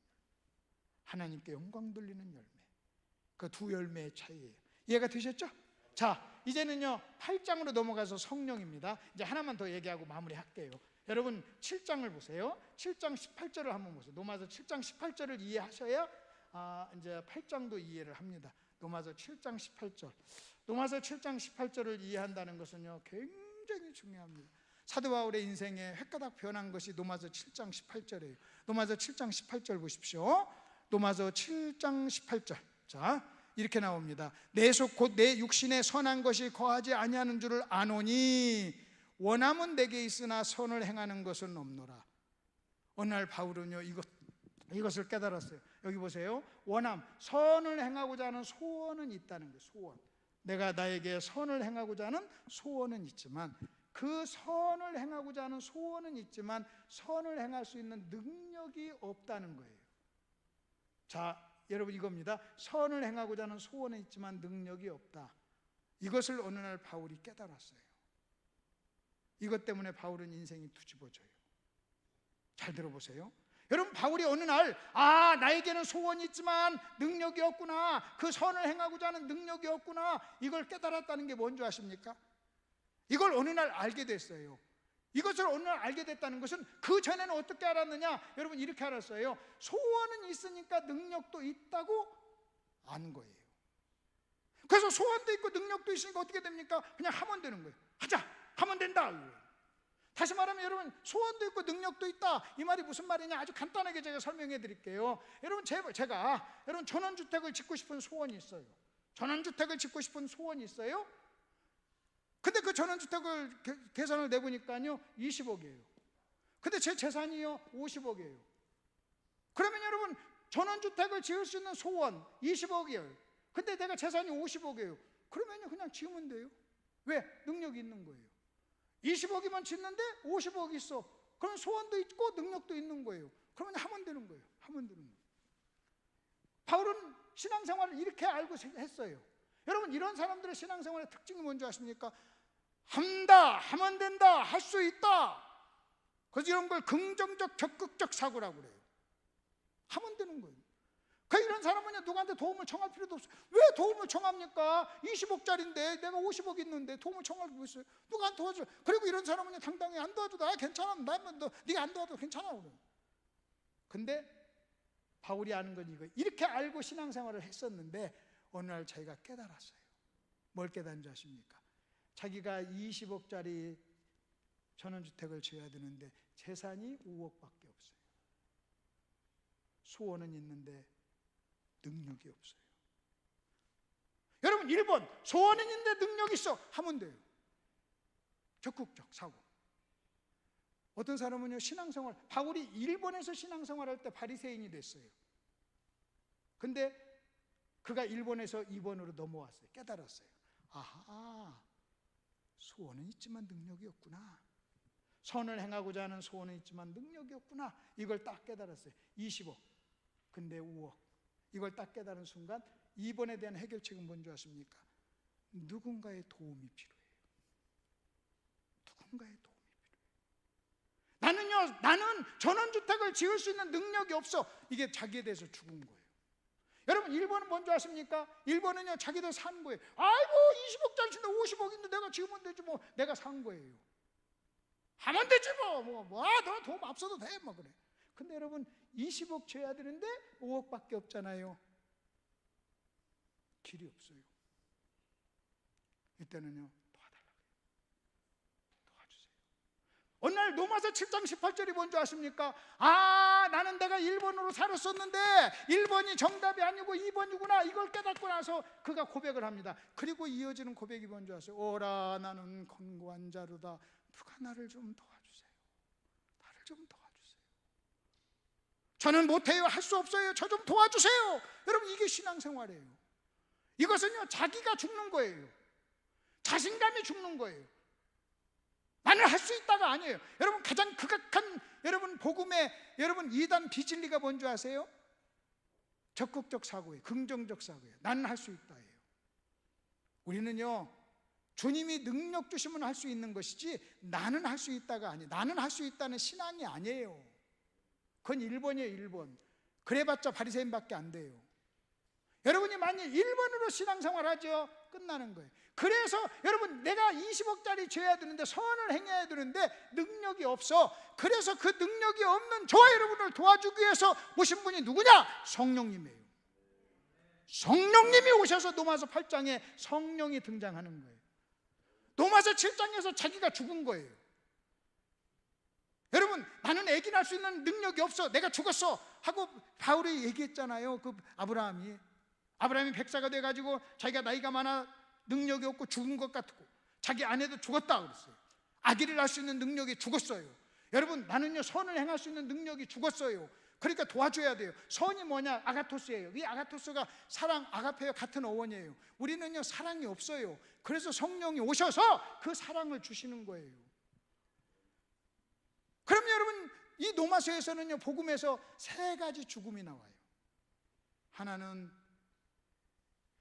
죄에 대해서 죽고, 하나는 율법에 대해서 죽고, 하나는 뭐에 대해서 죽고? 나에 대해서 죽는 거예요. 나에 대해서 죽는 거예요. 여러분 이 3가지 죽음을 정확하게 알아야만 우리는 복음을 이해하는 거예요. 여러분 죄에 대해서 죽었어요. 결혼 비유를 생각하세요. 우리는요 여러분 율법에 대해서 죽었어요. 이것은요 여러분 남편이 죽어서 이제 다른 데 시집가 된다는 거예요. 마찬가지예요. 우리는 율법에 대해서 죽은 사람만이 하나님을 위해서 일해요. 무조건 아무나 와가지고 봉사한다고 하나님 일이 아니에요. 율법에 대해서 죽어야 돼요. 하나는요 자기에 대해서 죽어야 돼요. 그래야 성령님을 의지해요. 여러분 성령님 도와주세요. 저는 능력이 없어요.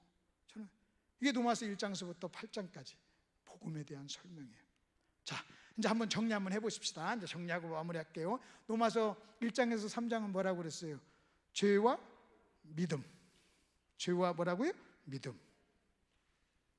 4장은 바울이 성경을 가지고 흔들면서 여러분 믿음으로 의로워지는 것을 증명해요. 누굴 통해서? 아브라함과 다윗을. 아브라함을 통해서 믿음으로, 행위가 아니라 믿음으로. 다윗을 통해서는요 일이 아니라 은혜로. 또 아브라함을 통해서는 할례가 아니라 믿음으로 설명을 해요. 그게 로마서 몇 장? 4장. 여러분 대답하시고 이제 집에 가서 또 한번 읽으셔야 돼요. 5장은 무슨 법칙? 한 사람의 법칙. 이것을 뭐라고요? 대표성의 원리, 연대의 원리. 연대 원리. 아담 때문에 죄인 된 것 같이 예수 때문에 의인이 됐다 하는 한 사람의 법칙. 자 여러분 로마서 6장은 뭐에 대해서? 연합.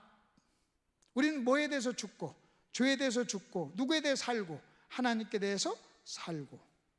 죽고 사는 것을 자극에 대한 반응이라고 하세요. 죄가 자극할 때는 반응하지 않고, 여러분 하나님이 자극하면 반응하고. 예를 들어서 보십시오. 내가 결혼했어요. 여러분 아내 아닌 다른 여자가 오빠 차 한잔해. 그러면 야 시간 없어 끊어 인마 해놓고 나서요 남편 아내가 여보 출근하면서 쓰레기 좀 버려줘. 알았어 쓰레기 버려야지. 쓰레기 들고 가. 이걸 아내에 대해서 사는 거라고. 이해가 되시죠? 아내에 대해서 사는 거. 로마서 7장은 뭐에 대해서 죽고, 율법에 대해서 죽고. 율법에 대해서 죽은 사람만이 누굴 위해서 열매를 맺어? 하나님을. 자기가 율법에 대해서 죽지 않으면요 사망의 열매, 냄새나는 열매를 맺어요. 재밌는 것은요 자기만 그 냄새 못 맡아요. 왜? 중독돼서. 가서 교회에서 보면요 딱 가서 솔직히요 쭉 만나가지고요 5분만 딱 얘기해보면 이 사람이 4절의 열매인가 5절의 열매는 금방 알아요. 왜? 냄새가 나니까. 여러분 냄새가 나니까. 7장에서는요 소원했지만 능력이 없어요. 우린 능력에 대해 죽었어요. 사랑의 능력이. 그래서 우리는요 성령이 필요해요. 그게 로마서 8장. 그래서 1장에서부터 지금 8장까지 로마서와 복음을 쭉 설명을 했습니다. 이해가 되시죠? 여러분 다시 한번 영상으로 또 보시고 또 반복해서 보시고 로마서 1장에서부터 8장까지를 반복해서 읽고 그 키워드를 기억하시면서 여러분 읽으시면 훨씬 더 이해가 좋으리라 됩니다. 자, 우리 하나님께 영광 드리는 박수 한번 합시다. 옆 사람하고 한번 인사하세요. 수고하셨습니다. 이제 다음 주 이제 마지막 한 번 남았는데 가장 이제 복음을 또 마무리하는 말씀을 좀 전할 겁니다. 이렇게 하십시다. 다음 주에는 혼자 오지 말고 꼭 한 사람 데리고 오겠습니다. 그렇게 기도하겠습니다. 하나님 아버지, 은혜를 감사합니다. 저희들 불러 모아 주셔서 노마서를 통해서 복음을 가르쳐 주시니 참으로 감사합니다. 복음은 위대한 그리스도인들에게 필요한 것이 아니라 구원받은 모든 그리스도인이 복음을 알아야 되고 노마서를 알아야 됩니다. 하나님 아버지, 바울은 노마서를 노마교에 있는 성도들에게 보냈습니다. 오 하나님 아버지, 우리도 노마서를 알게 해주시고 복음을 알게 해주시고 하나님을 위한 열매를 맺게 하여 주시옵소서. 복음적인 삶을 살도록 저희들에게 은혜를 베풀어 주시옵소서. 이제 한 번 남았습니다. 다음 주를 축복해 주시고 다음 주에도 주의 음성을 저희들에게 들려 주시옵소서. 예수님 이름으로 기도하옵나이다. 아멘.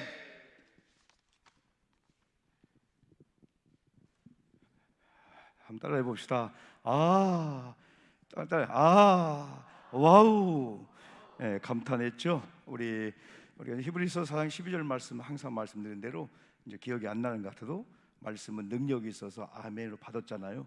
그럼 살아 활력소가 있고 우리 마음과 생각과 뜻을 지킬 줄 믿습니다.